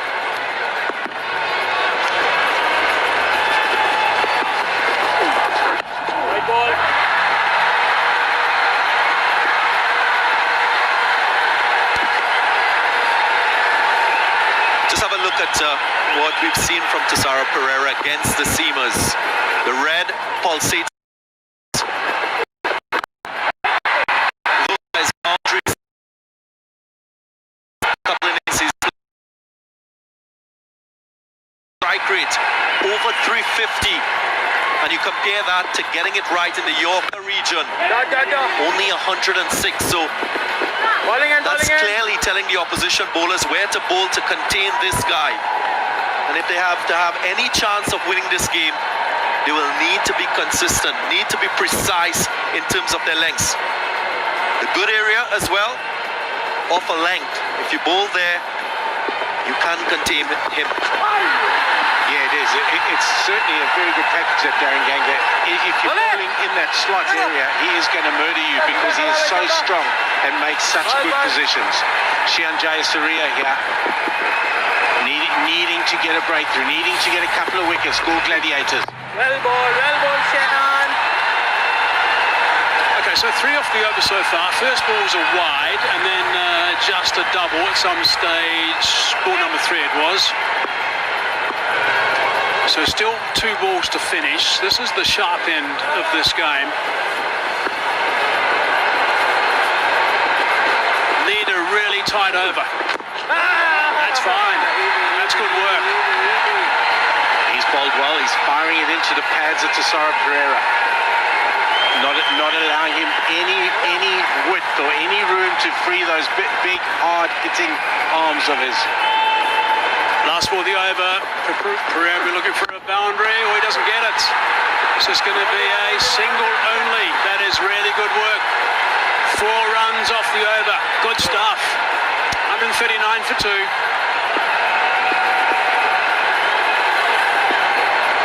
Strategic timeout here.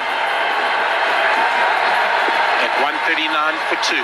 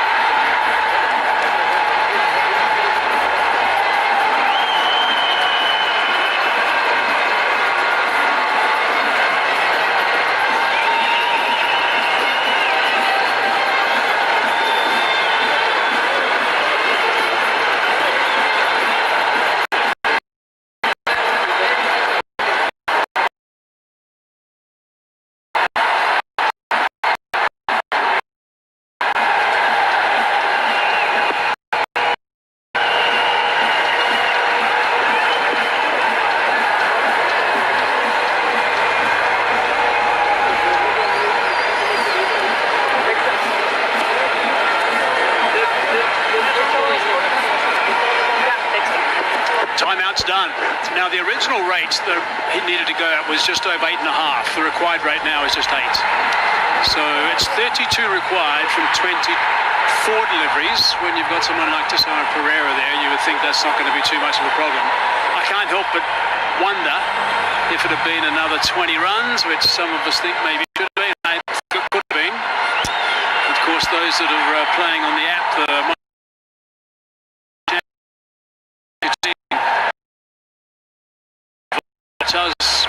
Tisara, if he finishes this in fine style, but again we've got a track that's a little, again there's different skills that are involved, but we've seen some fine performances in game one. We've got another game later on today as well, so plenty of action. But it could have been 52 from 24 in my book. We might be playing on the app. Right, here we go. See Fernando back into the attack. The only way the Galle Gladiators are going to win this is if they get wickets and get wickets quickly.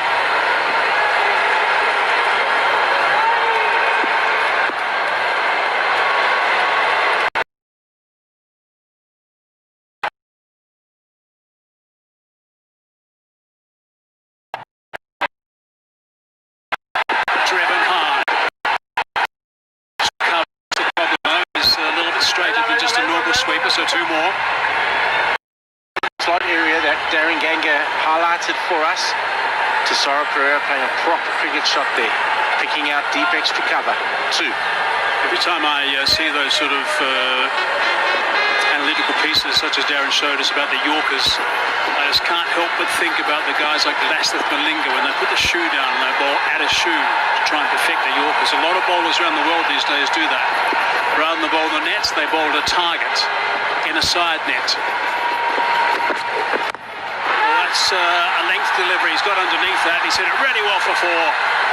That's the length you don't want to bowl. That's what Darren was talking about. Yeah, it was. And there was a little bit of width on that one as well, which allowed him to free his arms, get his weight through the ball, and he's executed that beautifully. He is in such good form, Tesoro Pereira, at the moment. He's going to take toll of anything that gives him a little bit of width. There was a time where that sort of shot was not in his repertoire. Credit to him that he's worked so well at playing on the offside like that, in the slot, and it disappeared. He was extremely strong on the leg side. Used to drag that sort of ball across on the leg side. But he's opened up his game dramatically, and he's a different player now. So 6 off the first 2 has made it reasonably easy in this over. Oh, wow, maybe not. That is a wicket. Pereira's just trying to pick that one up, but he's picked out the fielder.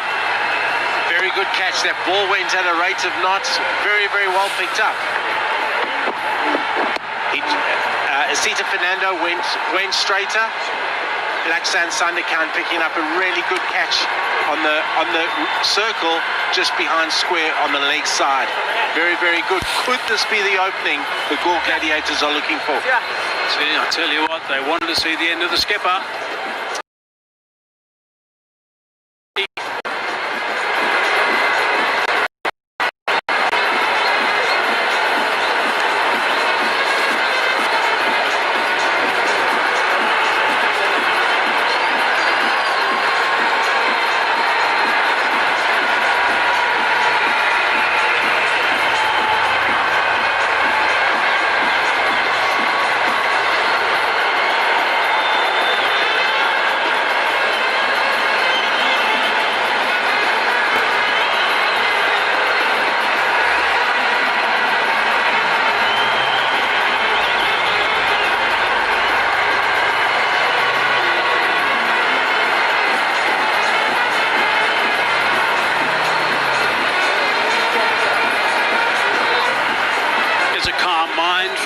Situation. Loss of the captain has just put a little bit of extra spice into this game, which means that Shoaib Malik now, with his ridiculous experience, look at that, 406 T20 games, over 10,000 runs, strike rate of 126. Actually, highest score of 95 not out against Peshawar, Faisalabad, 2015. That's a phenomenal record, and if you wanted anybody to come in with 26 needed of 21, it's this man, Shoaib Malik. There we go, Sita Fernando getting that straight and not giving any width, picked up, and a very, very good catch there by Laksan Sandakan.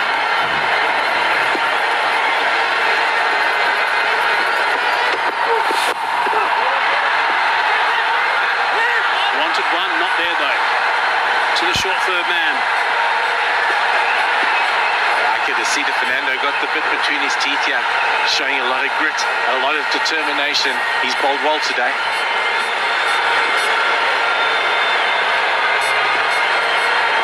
If you just break it down a little bit.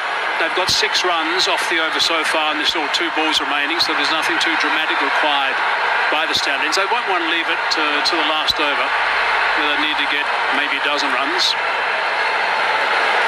So they will want to get more than the 8 required per over at some stage at the next couple. Length is right. You can't do much with that. Just 1. Very good over so far. Masita bowling really well, getting his lengths right. Shoaib Malik will run hard between wickets. He's quick between wickets. Him and Avishka will run very, very well together. He took out the leg side boundary beautifully. This is really good work. You're inside that indicator line, which is just an indicator for the umpire. There's no way that Shoaib Malik can actually work that leg side. So he has to go to the offside. There is protection out there, and it's only 1. 79 for Avishka Fernando at the moment. Oh, he's sliced that away quickly. Nicely fielded, just the single. So 8 from it, that's what they needed, 147 for 3.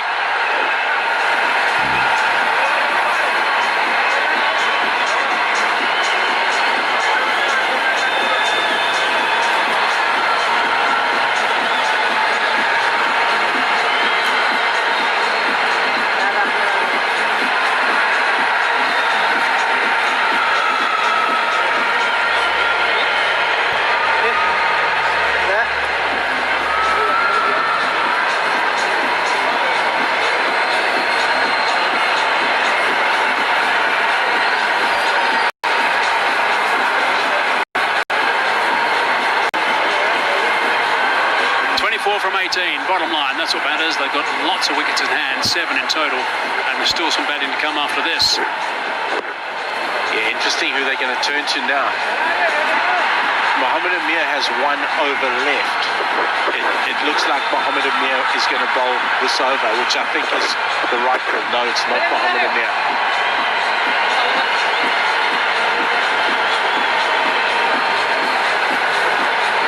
That's what they got left. Mohammad Amir 1, Jayasuriya 1, Asita Fernando's bowled out, bowled really, really well. Dhananjaya De Silva 1, Lakshan Sandakan 2, and Sandakan Dhananjaya 2 left.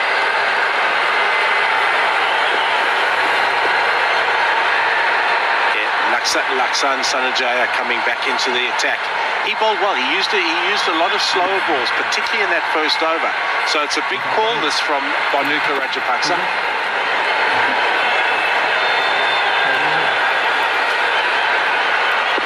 A clue straight away, 3rd man and fine leg inside the circle. So there will be slower deliveries.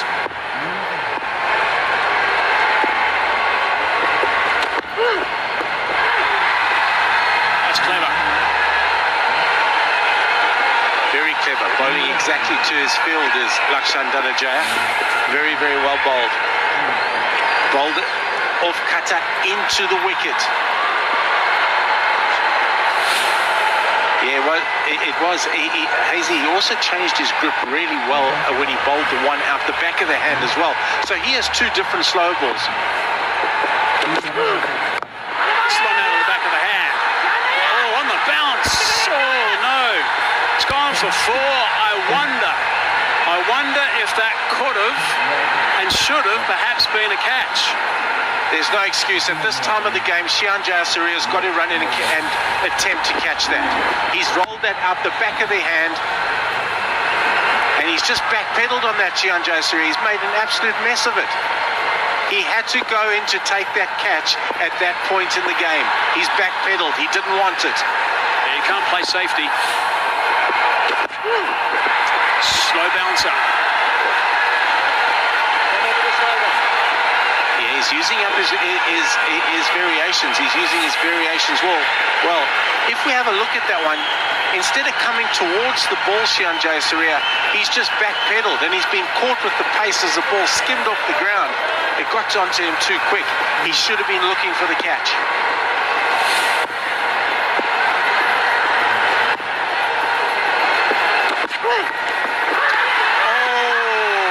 Has it been put down? I think it has. I think the umpire actually raised the finger, in fact. I'm pretty sure the umpire stuck the finger up there for a caught behind. That's another poor miss. Poor miss that Azam Khan behind the stumps. If we have a look, he's bowled that one cross seam. There's been a nick on that.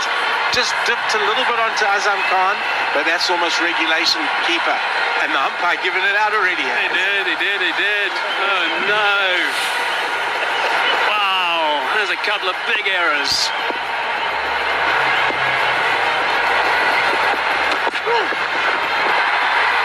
Ends up being another dot ball. This has been a very, very good over. Done today. He'll be disappointed with that. Oh, that's regulation catch. Oh, and he's going to call that a wide, which I think is okay. I think it is a wide, actually. He's had some bad luck, but I think that is a wide. As I said, that line is just an indicator for the umpire to decide whether it should be a wide or not. That's really disappointing. Really disappointing for Lakshans. I love the umpire's reaction in the background. The open mouth as well when he realised that he shouldn't have stuck the finger up. That's gone high. Now it should be caught. Should be taken this time, and it is taken. This is a really, really good over. Someone had to catch it. Shian Jayasuriya redeeming himself. He wanted that one, came running in and has taken it very, very well. Very well bowled Laksan Dhananjaya. Very good over. 19 needed of 12 balls. Game on. Again, out the back of the hand. Went up. This time Shian Jayasuriya makes no mistake. But very well played there from Avishka Fernando. He's set this innings up perfectly for the Jaffna Stallions. Avishka out 84, 59, 152 for 4.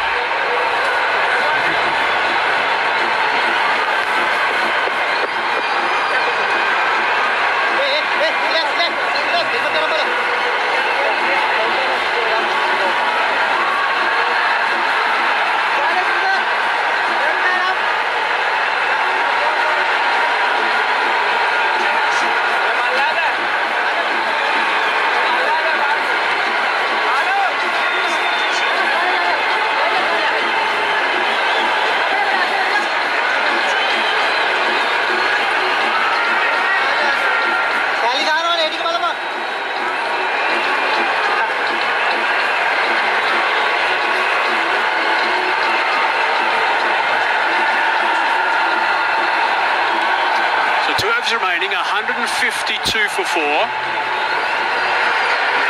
6 runs off that last over. Action galore, that's for sure. Saranga now has arrived at the crease. And let's not forget, one of those was the 4 of the drop catch from Shian Jayasuriya. Very, very well bowled, Laksan Dhananjaya. 19 from 12. As I said before, they won't want to leave it as a big over required for the last over. One in the Saranga. On strike as the batsman crossed. Suddenly the game very, very tight. Mohammad Amir. He's got that away nicely off the blade, and that's gone for 4. That's a great way to start the over. Not for Amir, not for the Galle Gladiators. They were suddenly breathing. They were suddenly having some hope. Ehsan Ali. The fielder there. But that was quick. But look at that. Opening the face of the bat. There's a lot of work to do. These last few runs. Better. Ehsan Ali. It's a clever shot, actually. Open that blade like that. Better field now. Third man's come back and final legs come back. He come up into the ring. A better field if that's the line that Mohammad Amir is going to bowl. He's got 5 in the circle. He doesn't need 5. Beg your pardon. So I got the umpire. Cracked away, and that's 4. Back-to-back boundaries. That's released a lot of pressure. pressure everywhere. They're getting everything wrong, even up here. But not one into Hasaranga. Front foot out of the way, slaps it because Mohammad Amir has packed that field square of the wicket. So he gets it in front of square. Suddenly the Stallions started galloping again. He's changed the field again. He's now asked man to go at a deep backwards square leg, almost a wide fine leg actually. There is a sweep on the leg side as well, so he's clearly going to change his angle. He's asking for two men inside the circle at behind point. Probably going to bowl it into the wicket. More slower balls.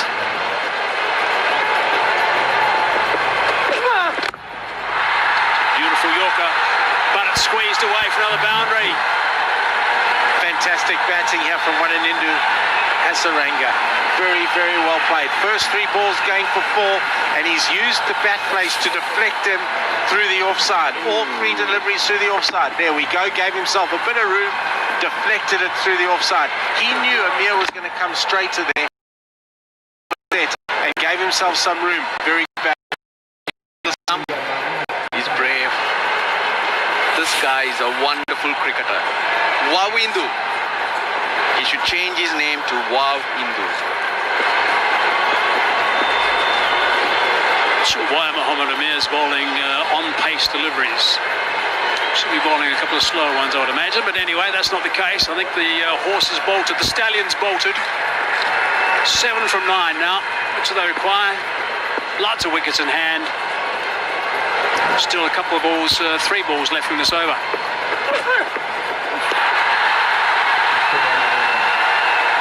Three quality boundaries, and these are not bad balls. This is what Army. That one he probably earned by 6 inches, and he got down the ground off the middle stump. And at a wild for the. It looked tight. It looked like it was getting tight. But the slower balls have been the effective ones. That's what's confused me a little bit here. There we go. There's a slower ball. He might have to chase that. There's no wide called. Hasaranga wanted it. That was a wide. He tried to run across to reach it, not that he had moved across. Two fielders in the deep square of the wicket. On the offside, the square leg, mid-wicket, long on.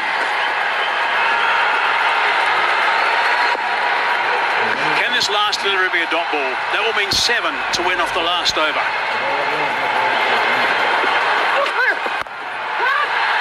No, worked away down, on-pace delivery, using the pace of the delivery, picked up another boundary. That's the 4th bound of the over. I'm not sure that's the greatest bowling I've seen for over number 19. 168 for 4.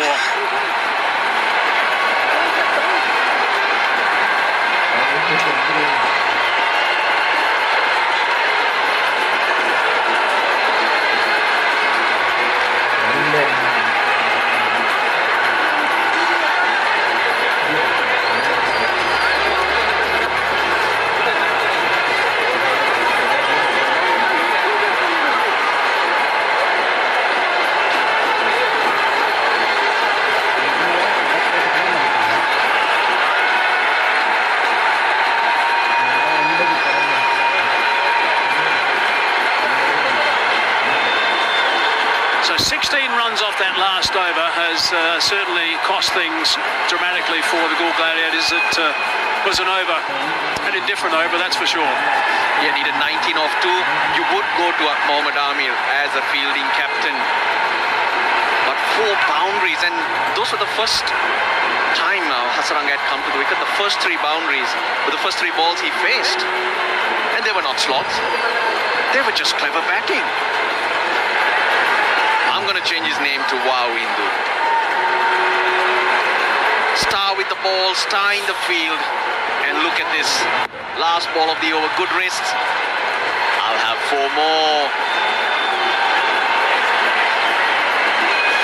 Frustration from Mohammad Amir. The fielding positions were very interesting indeed as well. Certainly weren't supporting what he was bowling. And as I said, pace on the ball all the time. Didn't make a lot of sense. Okay, 3 required from 6 balls. The Stallions are on a roll here. This will be 4 out of 4, I presume, which is an outstanding performance from the Stallions. Which will also leave the Galle Gladiators in a very strange position. They'll have only 4 more to play. They have a long way to claw back. Pereira dismissed today, couldn't have a real impact with the bat, neither with the ball, bowled only 1 over. But he took an outstanding catch to bring the Stallions back into the game. Outstanding catch. Full toss. Hammered. Well fielded. Bruised hand. He's gone. Outstanding catch, in fact. It's not that he's saved for. It's Lakshan Dhananjaya once again. He's just plucked it. That's extraordinary. Malik hammered that. Malik looking to finish the game there. That ball just got a little underneath it. Very good catch, Lakshan Dhananjaya. There we go. Malik looking for that gap. Dhananjaya, he's had a good game today. Oh, certainly. Not Malik either. Bowled well, but not with the bat. He's gone for 1. Jaffna Stallions, 168 for 5.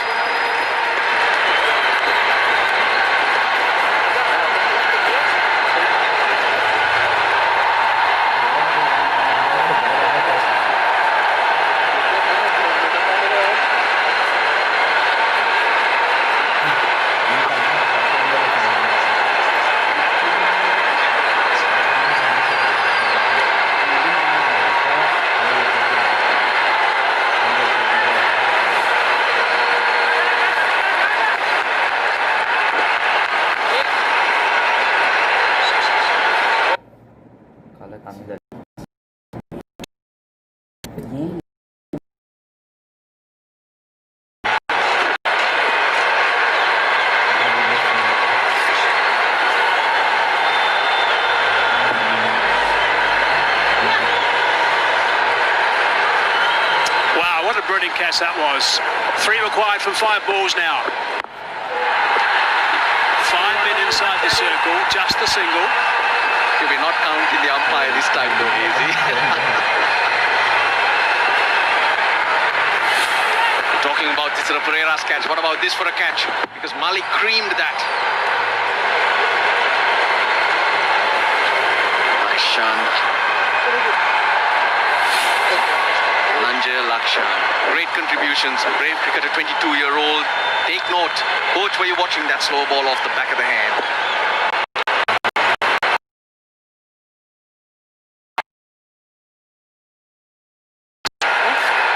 Going very nicely, and you were right. 15-20 runs short in that effort.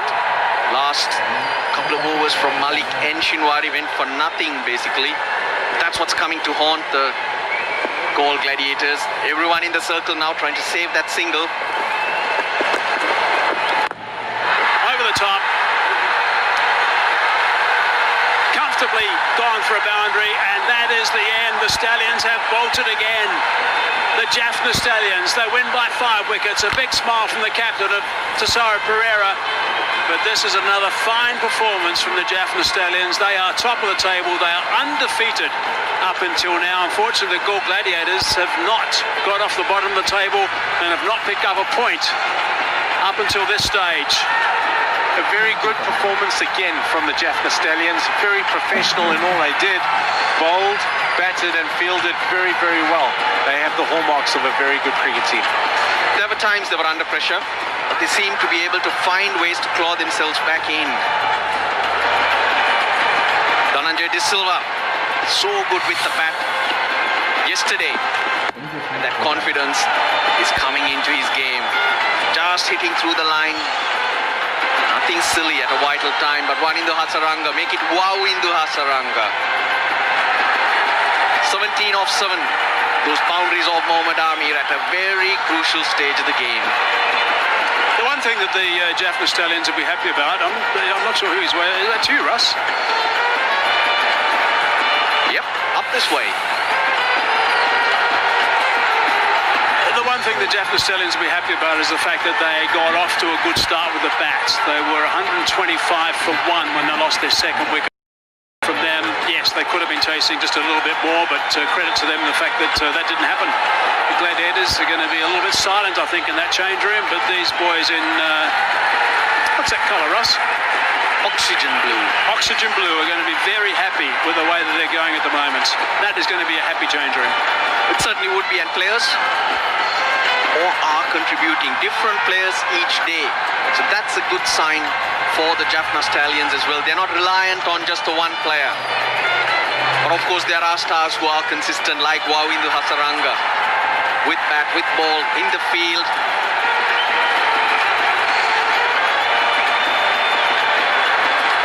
Four out of four. Different looking batting card today. More runs at the top. Avishka Fernando, 84 or 59.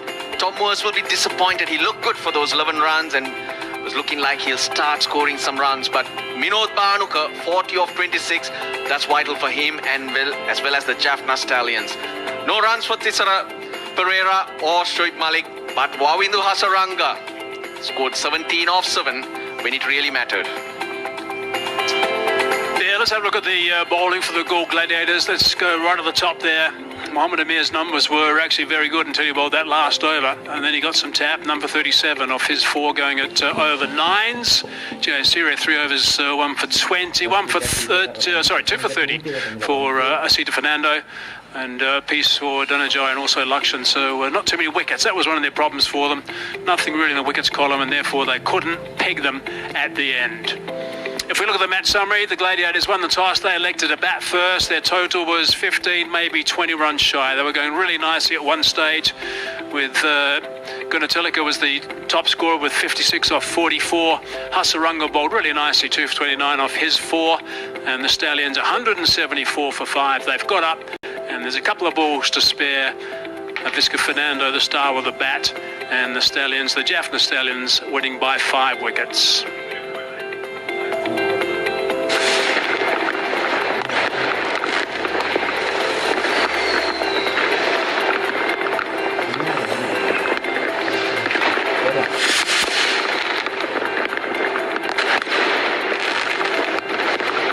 Table right at the top of the point. Jaffna Stallions, unblemished record, 4 out of 4. It's getting clustered there through the middle. And just to remind you, this is the first of 2 games, double-headed today, but the Stallions started at the top before today, and of course they've strengthened their position with their points, and the Gladiators, they'll be desperate to get some points, but unfortunately that's not the case. Okay, time for us to take a break. When we come back, we will have the presentation.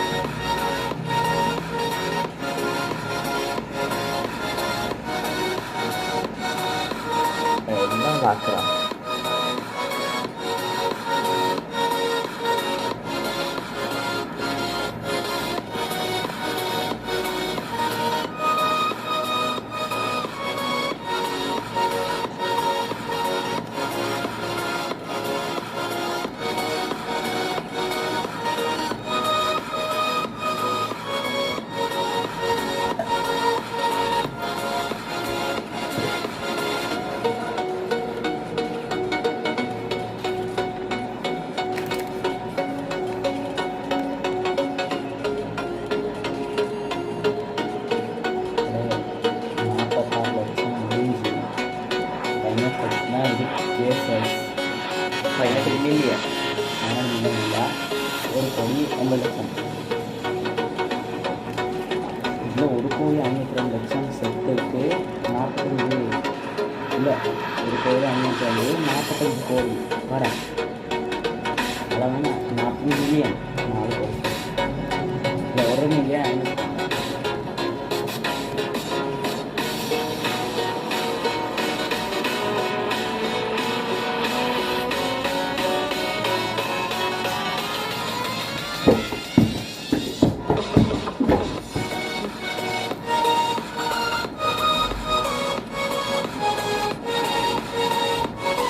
நாட்டு தான் போகிறோம்.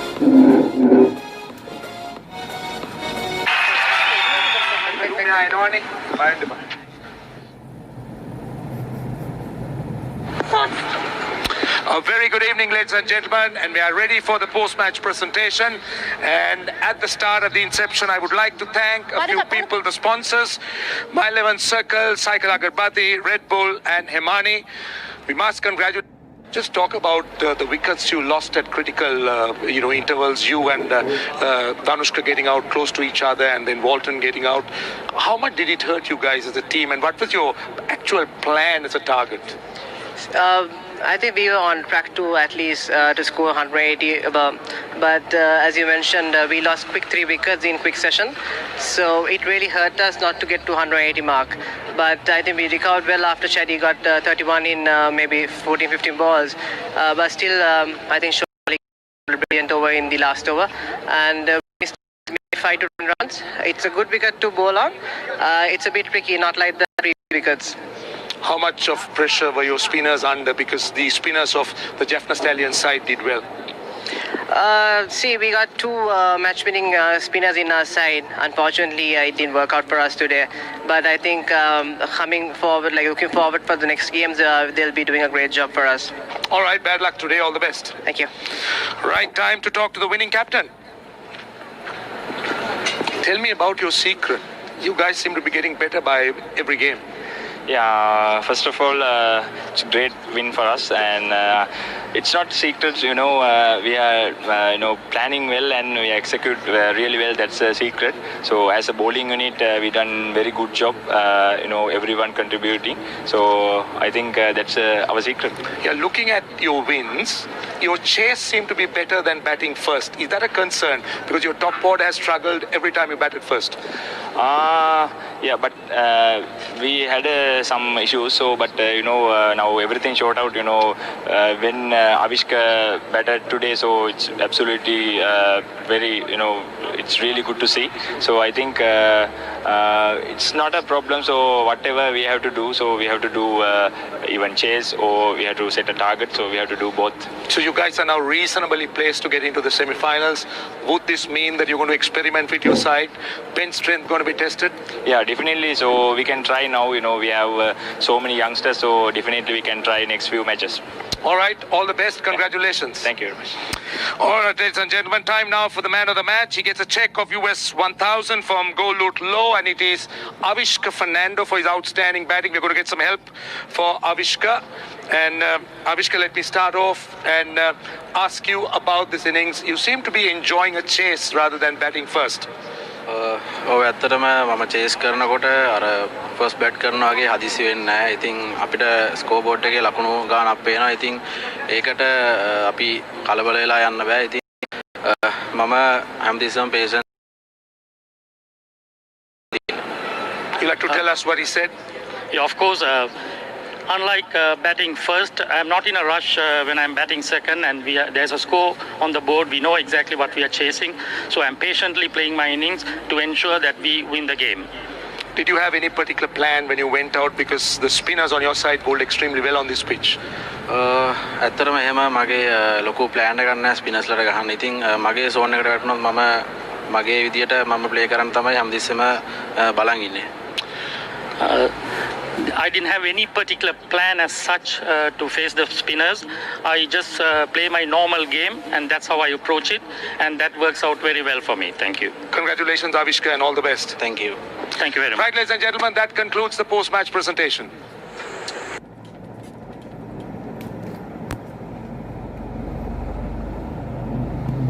Mm-hmm.